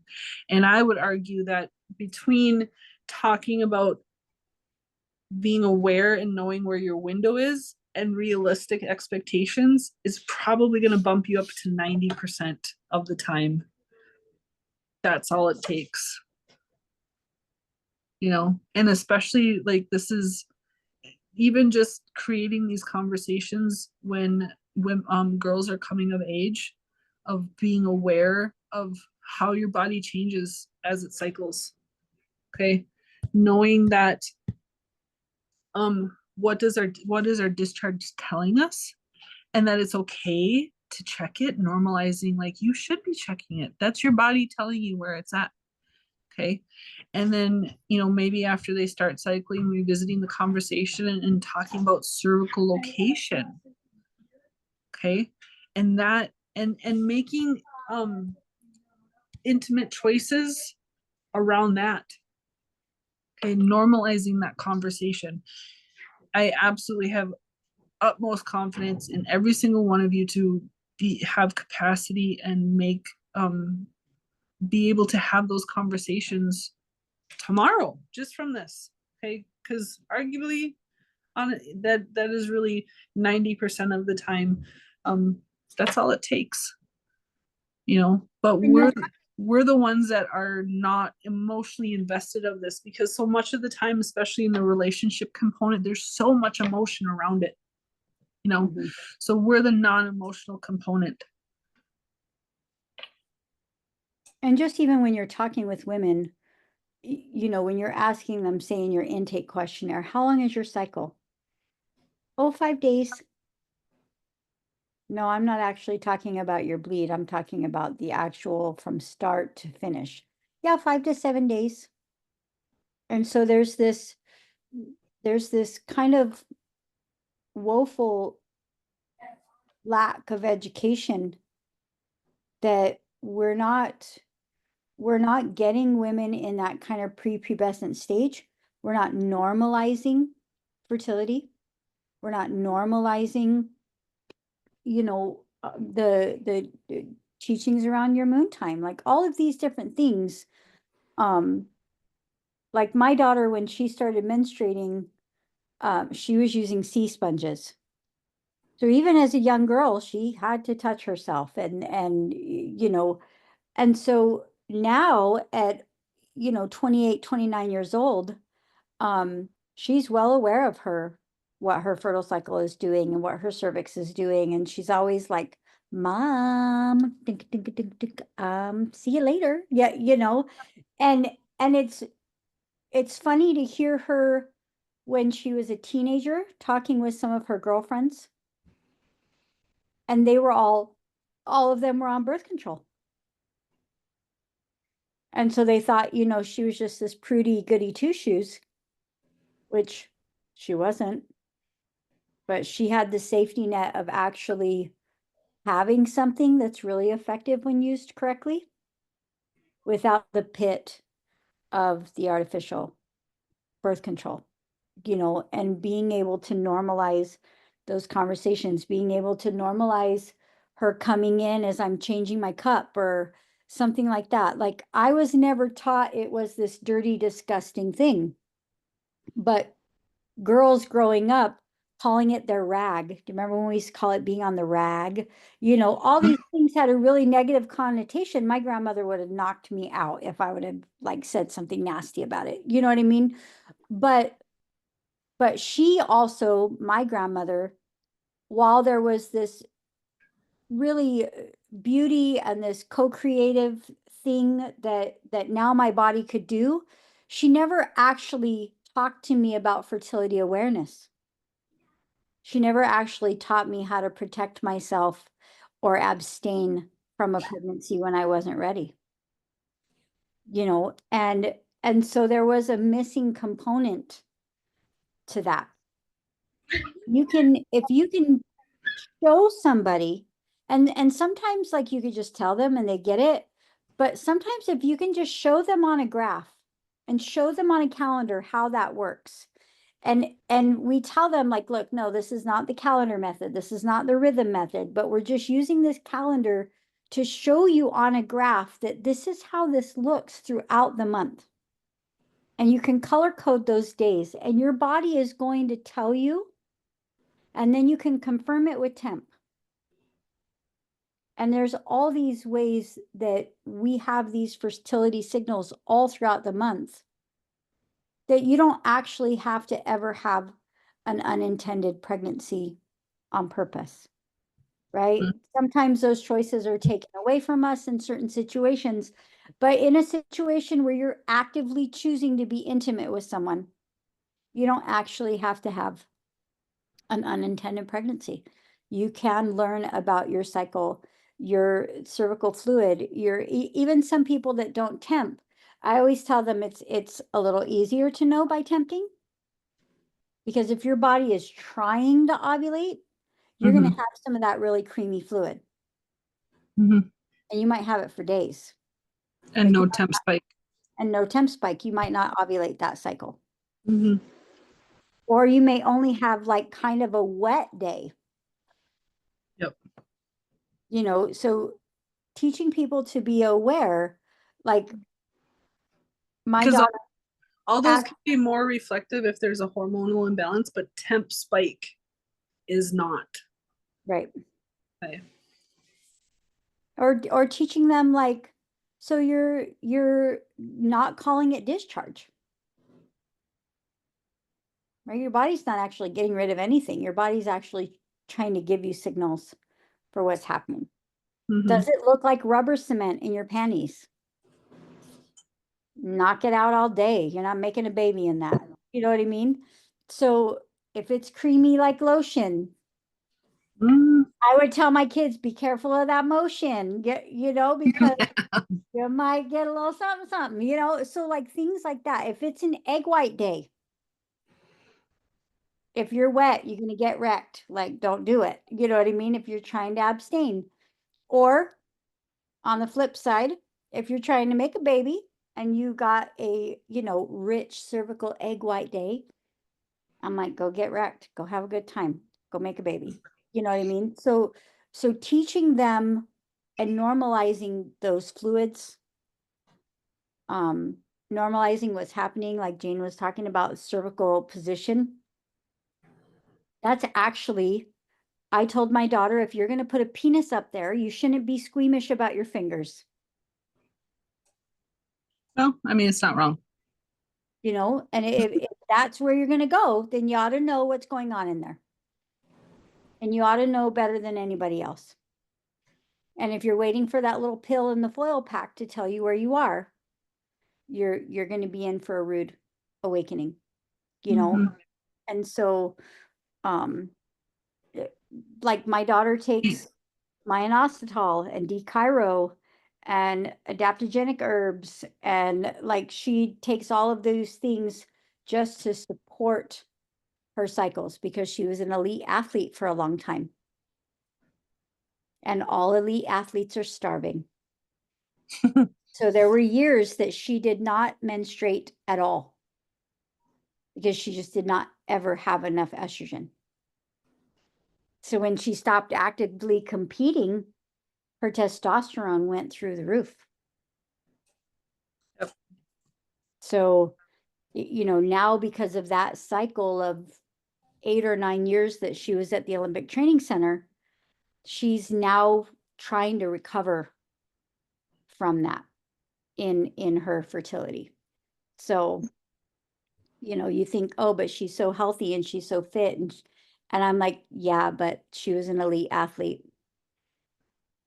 They're all cutting weight. They're all starving. They're all doing coffee enemas. None of them are menstruating. And you don't dare want to have your moon time during a meet. So they're taking birth control pills straight through the month so that they're not having a bleed. Like, it's all these things that we're encouraging young women to do to compete. And my daughter was living out on her own at this point, and so I didn't have as much influence over her as these Olympians. And then she started seeing, like, Mom, they're not having a bleed at all. And I'm like, well, of course not. They have like 4% body fat. Women need fat to get pregnant, you know, and so talking about them, if you have somebody who religiously works out all the time, if they're doing that without intermittent fasting, they may have trouble conceiving. Mm-hmm. So talking to them about how to eat, and where it says eat well and eat enough. Most women today, I would argue, are in a state of constant caloric restriction. Yep. Irrespective of our body type or size. Yeah, for sure. And for all different reasons too, you know. Yeah. Yeah. So anybody have any questions before we move on from this? I don't know if this question pertains to this section, but we're getting ready to host some girls from the youth shelter who have had trauma. And so that program has reached out to us to bring in that cultural aspect of their menstruation. And so my question is, I don't know, I'm kind of trying to figure out a way to talk about all of this without re-traumatizing or triggering them. You know what I mean? Mm-hmm. Any recommendations I or would, ideas? About about cultural practices with. Well, I got the cultural practices down part, you know, it's the scientific parts and the parts that are going to happen and the changes that are going to happen. You know, I do want to use, I don't want to use the word vagina, you know, I want to use the word maybe yoni. I'm trying to look for the cultural word for it too, you know, so it's more of a cultural comfortability instead of, you know, something that they might not feel comfortable with words, if that makes sense. Yeah. So Ari's 9. We looked up the words. We looked up the Arika words for body parts. And that's what I use as I'm talking with her about how her body's changing, and you know that her time is probably going to start in the next couple of years. Go get your sister, please. So that's I know, go get your sister, please. So that's, you know, how we're, I mean, they're the words in the language, you know. So we use bigu and ushi, and you know, like, I mean, they sound funny, so the kids will enjoy it, but you know, and yeah, I talk about, I this is how Creator made our system. You know, Creator didn't make us a mistake. This is how our system works. You know, this is how oh, stop, Art, Teeny, go get your sister, please. Speaking of your sister, you know, Riker's under my chair. Sure. Sure. Take him now. What's wrong? Sure. So that's how I've structured my conversations with Arca, because she is noticing how her body is changing. Okay. Yeah, this is how Creator made our system, made us. Like, we're the workshops of Creator. We parallel how that's reflective in Medicine Lodge. How it's an outline of a human being, how each of the 4 poles is, you know, your shoulder, shoulder, hip, the fireplace is your chest, you know, and the EC Nihiu is your in the Medicine Lodge, the EC Nihiu is the main place, but it's right where your reproductive organs are, you know. And I don't know if this feels helpful, but this is how we're incorporating, normalizing that conversation. Like, yes, it's uncomfortable and you're having growing pains, and it's okay. And I think, like, in our family,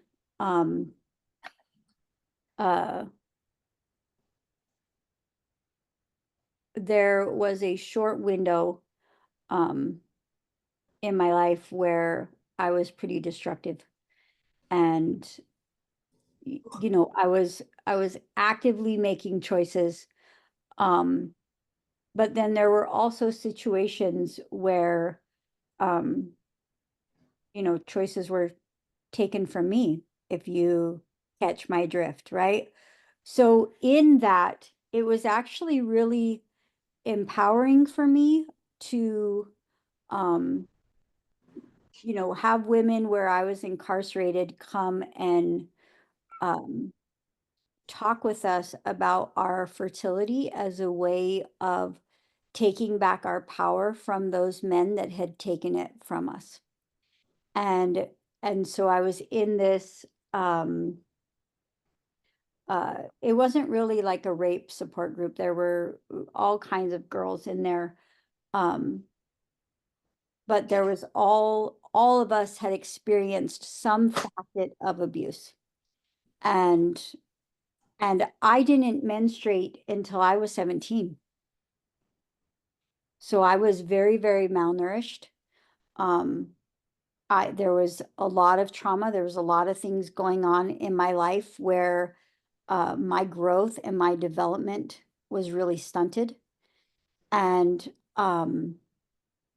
but for me, learning about my own fertility was a way for me to actually be in control over the things that had hurt me.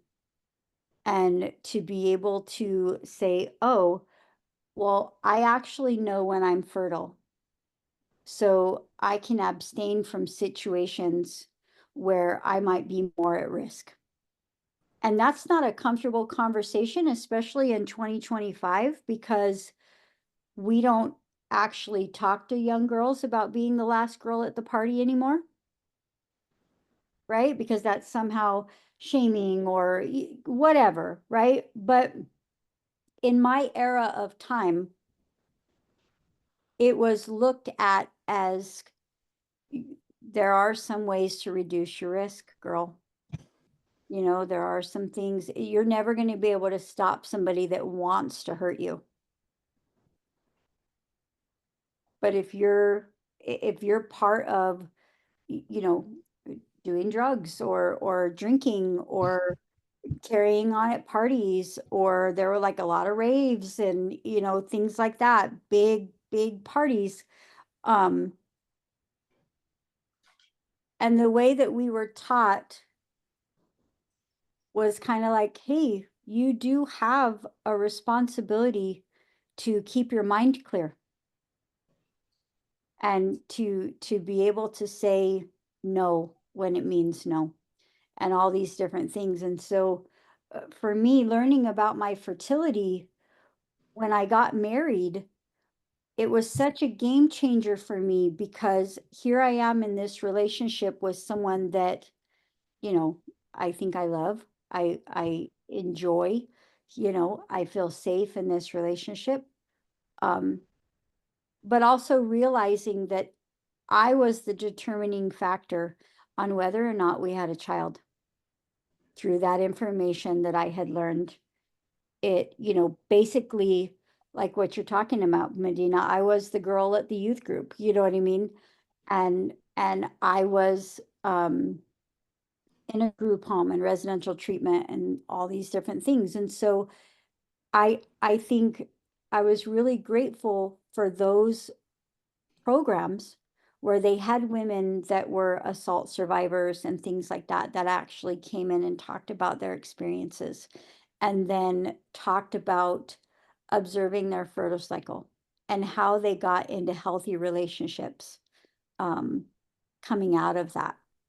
You know, because a lot of for a long time, I think my husband would say that he paid the price for those men that had hurt me for probably the first 5 or 6 years of our marriage, you know. And I started utilizing those teachings about my body and what was my fertile window, and realizing that I was actually a co-creator with my religious deities, that there was power and there was grace and there were tender mercies in that, and that there, you know, that there was power in that ability to A, create life in that short little window, or B, the power to be able to be intimate without that little fear in the back of my head.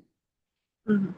And it came down to fertility awareness education, being aware of where was my cervix.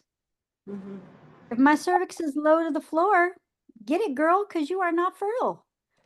If I have a hard time finding my cervix, well, be careful, because it's ready for some action. You know, there's, and they made it much more like street euphemisms, you know, because that's what we understood and that's how we spoke, right? Like, don't get playing in that motion if you don't want to ride that ocean. You know what I mean? Like all those different little funny things were part of that. And so in trying to protect both my daughters and my sons, I utilized a lot of those teachings with them as they were growing up, you know, in an effort to teach my sons how to honor women, how to practice self-mastery.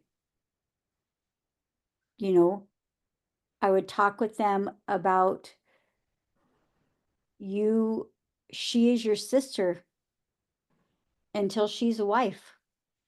So if you're looking at her like a wife, that's somebody else's wife. Like, you have to practice some self-mastery there. You just can't, you know, hang out with your wang out, you know. And again, like funny, you know, kind of more ghetto euphemisms. But I would talk to my sons about honoring women and honoring what their jobs are, and knowing when they get married, honoring if she doesn't feel like a baby, if she's ready, and not just going with your carnal urges and saying, well, you're my wife, you should, you know, be ready and available or whatever, you know. And I think that I think that we talk to young girls too late.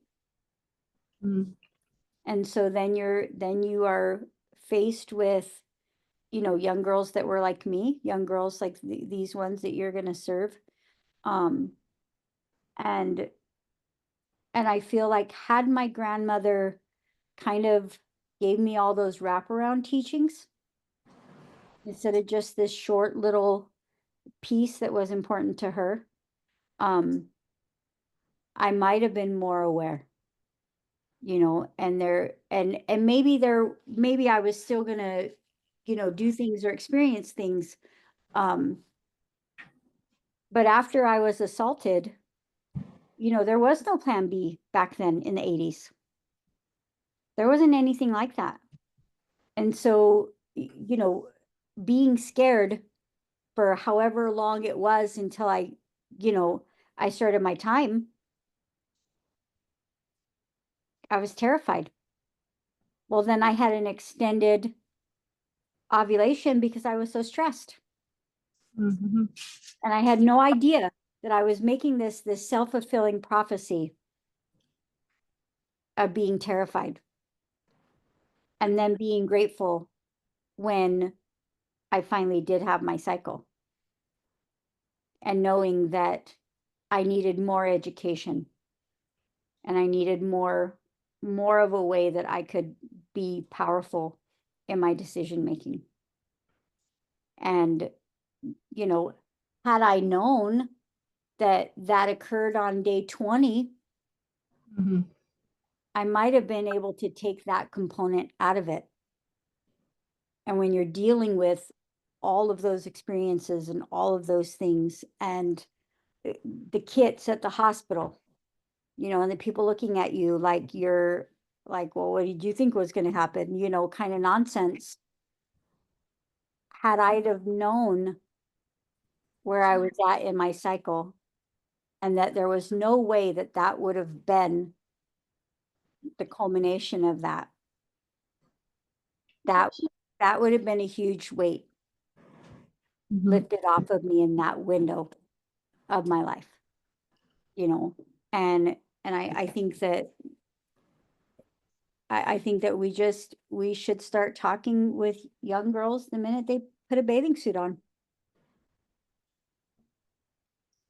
And, you know, talking to them about their body awareness and talking to them about what it means to be a woman, and then incorporating, you know, all of these really incredibly beautiful Native teachings about that, and really giving women, young women, like Jane was talking about earlier, just an awareness of that. I think it's something, it is the big piece um, that's missing even still today. Mhm. Even still today, I have grown women clients that are pregnant Mhm. and have no idea when the first day of their last menstrual period was, or they can't tell me anything about it. I had, when I was a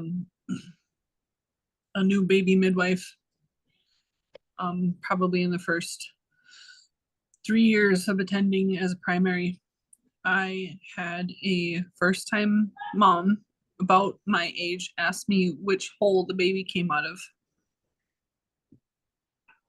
She was already pregnant, Mm-hmm. and it was maybe our third or fourth prenatal. And she asked me to um, describe to her which hole and how the baby came out.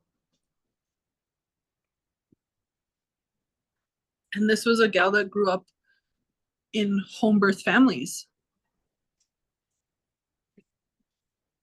So, yeah.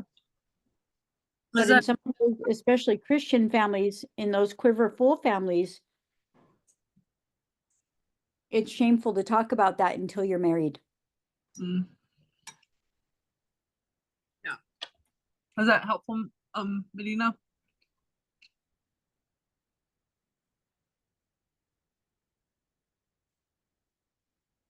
Yep, thank you. Okay. Yeah. Anybody else before we move on? We'll be wrapping it up shortly-ish. Okay. Anybody else? Thoughts, questions, reflections? Even if you feel like, we're missing out on some, expanding on some of these things, does everybody feel comfortable with laying this foundation right now? Okay. So we have our first case study. Okay. we are going to practice our first care plan write-up. Okay, there's these 4 areas: assessment, observation, outcome and planning, and implementation and evaluation. Okay, so you're gonna have basically 4 headers. Like, this is the assessment, this is the observation, this is the outcomes and planning, this is the implementation and evaluation. We're gonna provide you with the scenarios though. Okay, so you don't have to, we're gonna give you the emoting portion, right? Real life ones from our Yeah. care plan. Real life ones. Okay. So, and this is, this is going to be as in depth as you like, super in depth. Okay. If you have follow-up questions, what conversations are you going to create? What, from now, you're not going to get the follow-up conversations. Okay. But do you have follow-up questions? Okay. And if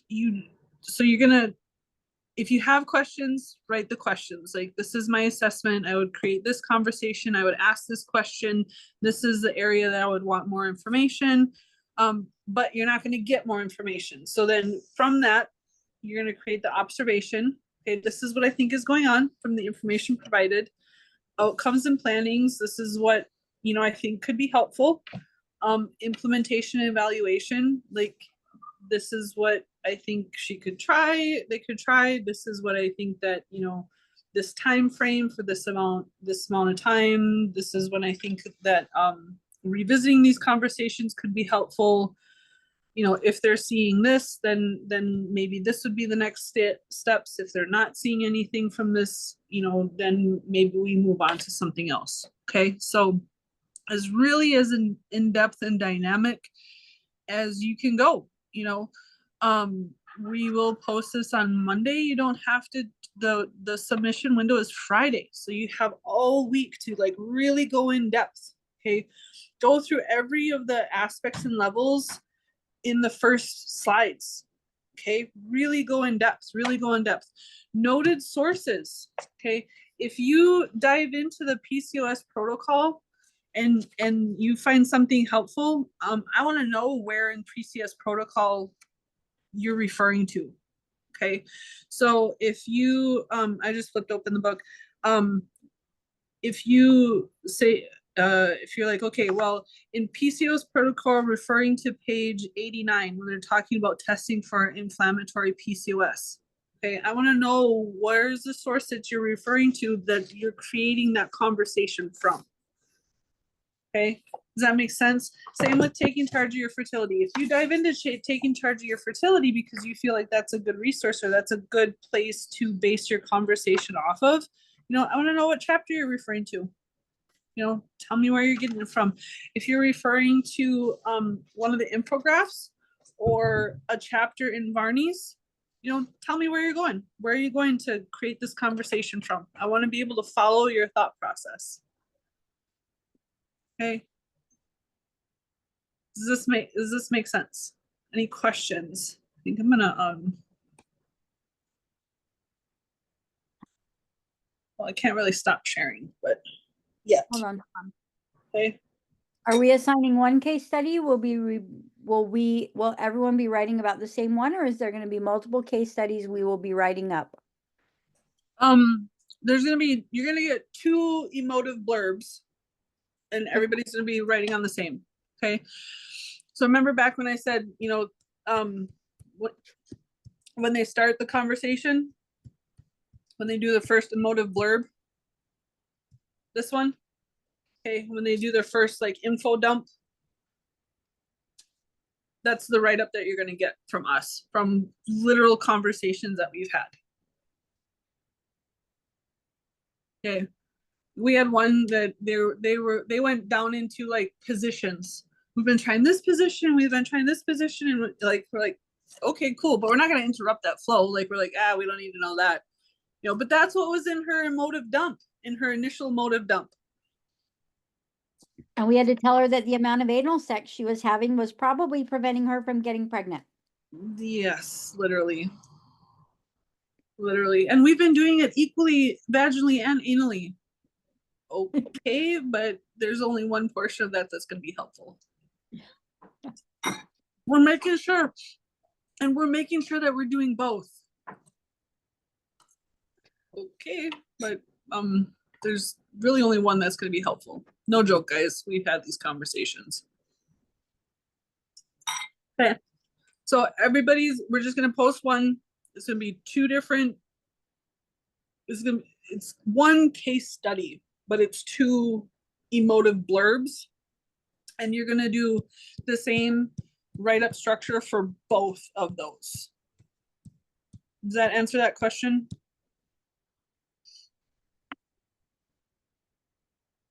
So anal sex doesn't increase your chances of conceiving? Not usually. Afraid Nope. not. Afraid No. not. Not if you're finishing back there. Yeah, okay, there you go. Yeah.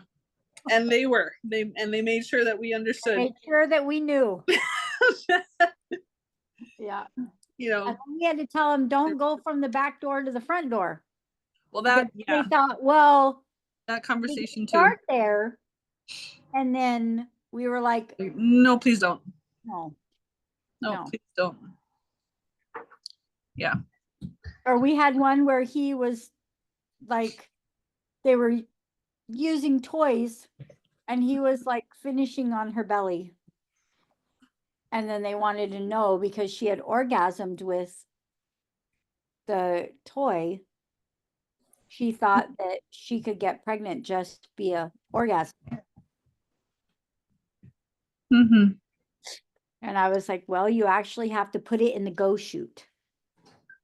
Like it has to go in the go chute. Like it's not going to get there through osmosis, through your belly button, through good intentions, your vitamins in your pocket. Like it's not like it has to actually. And then I had to explain to this young gal, I think she was maybe 18 and her husband was like 17 and a half.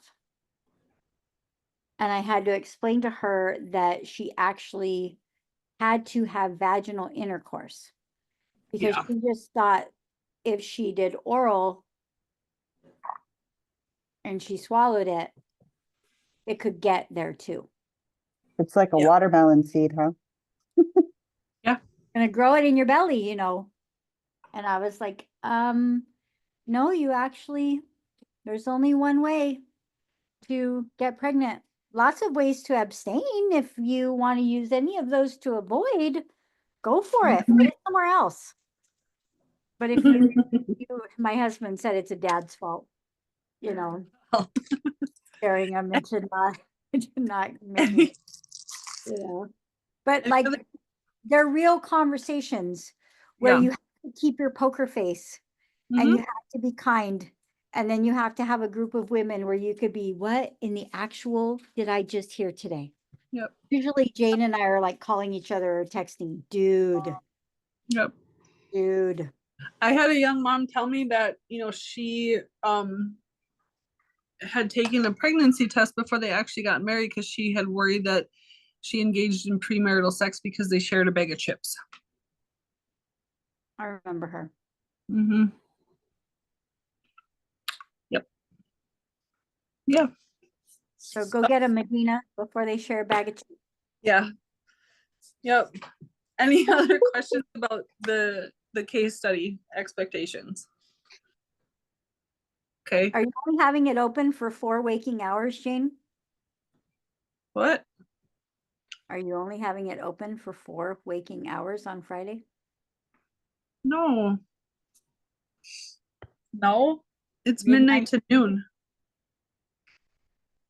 Who's up at midnight, Jane? Me, because your babies are crazy. Well, okay, what would feel more helpful, you guys, to have the submission hour from midnight to noon or from noon to midnight? Noon to midnight. Okay, I'm happy to adjust that. Totally fine by me. Okay, so submission window will be Friday, the 24th from noon. So from 1200 to 23:59 since we're practicing that. Yes. Yes, please learn your military time, ladies.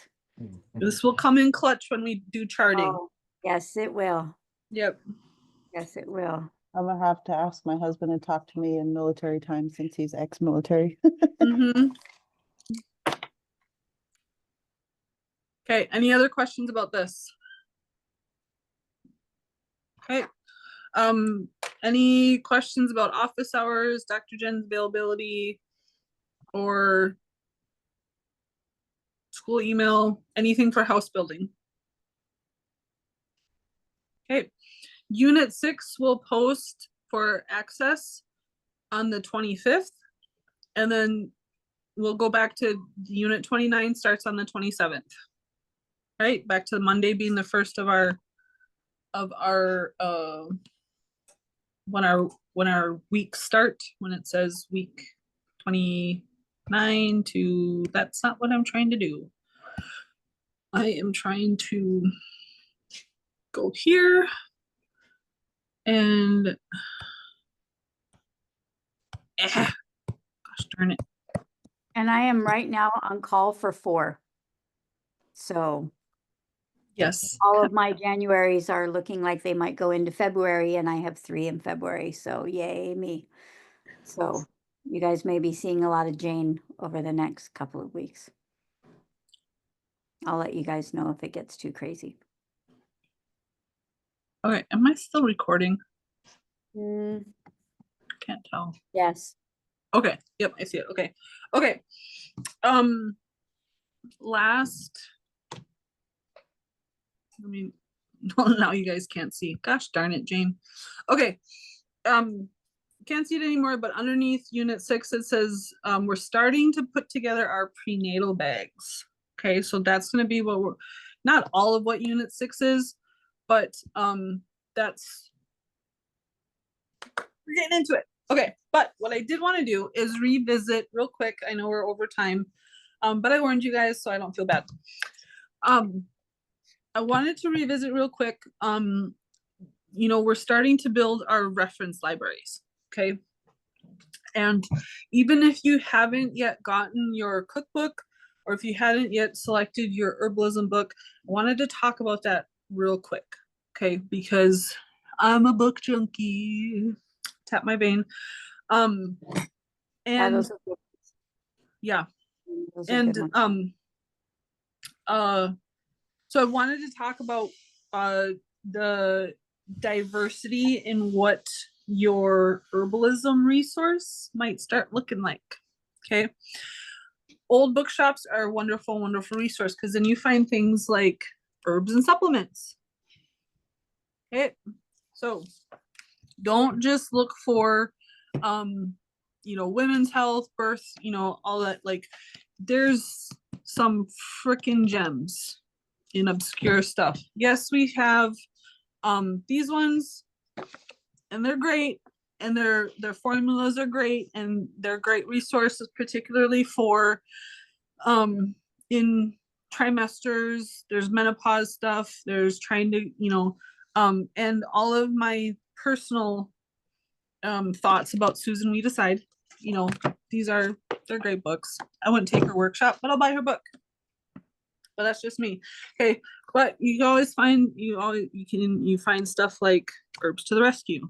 Okay, this is primarily like first aid style, but I mean, shepherd's purse, start developing a nice little relationship with shepherd's purse, and you start seeing patterns, all the different ways and all the different crossovers. I wish I had my other one. Eating, this herb does this herb does that, and then Mhm. realizing that, you know, Yep. go girl, Penny C. Royal. Yes, this one I literally found it like back of the used bookstore, but I really love this one, how it's structured, because it's just you just like these old books, man. Oh man, super my If jam. you Like, don't have an old bookstore near you, you can go to oh yeah. books, thrift books. Mhm. Like there's all kinds of online retailers that sell these old Mhm. books, and you can get them for like $4. But sometimes you find them at thrift stores, not just like thrift books, but like what's the one like Dakota Boys and Girls or Yeah, like Salvation Army type stores. Salvation Army, yeah, stuff like Mhm. that. Okay. So and I actually found one in the tribal what was that place? The coffee place? The Interpretive Center. yeah, There was a Yep. cool one in there. yep. It was all like, Hidatsa, Rikra, Mhm. native I plants have that for one. for Yep, that I one. have that one. Yeah. So tribal resources too. But all different, like you can find them in all different stuff. Okay. I really like this Yeah. You're welcome. PR physician's desk reference for herbal medicines. Okay, because this is going to talk about Your book. contraindications. Okay. With modern pharmaceuticals. Yep, with modern pharmaceuticals. Yep. So, and if in their history they're talking about, well, I'm on this SSRI and I'm on, yeah, cool. There's apps now. There are, but I mean, I have an app and I use the app, but I also pull out, and I think I have the edition, like I have the blue edition, which I think is like one edition before Jane's.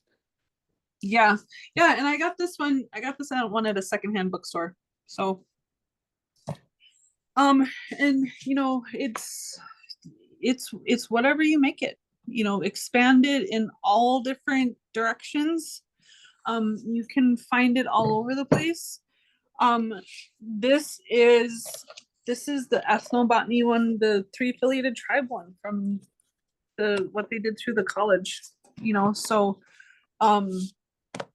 it's Yeah, there not might be a lot of really good resources on your reserve for the plants and medicines that are local. Yep. Yeah. to- Linda Black Elk did a really great one. So it's all over the place. I have a few on men's, I have some on kids, and it's not a one size fits all in the relationship that you build with plant medicines. Yeah, so just wanted to. Do you have the Christopher? I do. Yep. Yeah, I have the the herbal, I think it's called the herbal desk reference Mhm. from Dr. Christopher. Sometimes it's hard to find and it's really pricey. I have the Christopher's cancer protocol one. Yep, but Yep. I went, that was the herbology school that I went through, so I fully own my bias towards his stuff. But he's so conversational, and the way that his books are written out, it'll give you let's say say you have a problem with your adrenals. He's going to give you a synopsis of all the herbs for that. And then he's going to break down the first 40 days is a great one. Yep. Breaks down each formula. Yep. For fertility. Yeah, Lily Nichols is good. She's great. Yeah. So it breaks down the actual, like, one part of this per one part of that, and soak it in a poultice and a fomentation and make a tincture, and like it'll go through all the different ways to utilize that particular formula for what you're looking for in one book. So Yep. That's why I really love the older ones, because they give they're built like this one. formulas. Yep, Yep. like the pennyroyal book. Yep. So,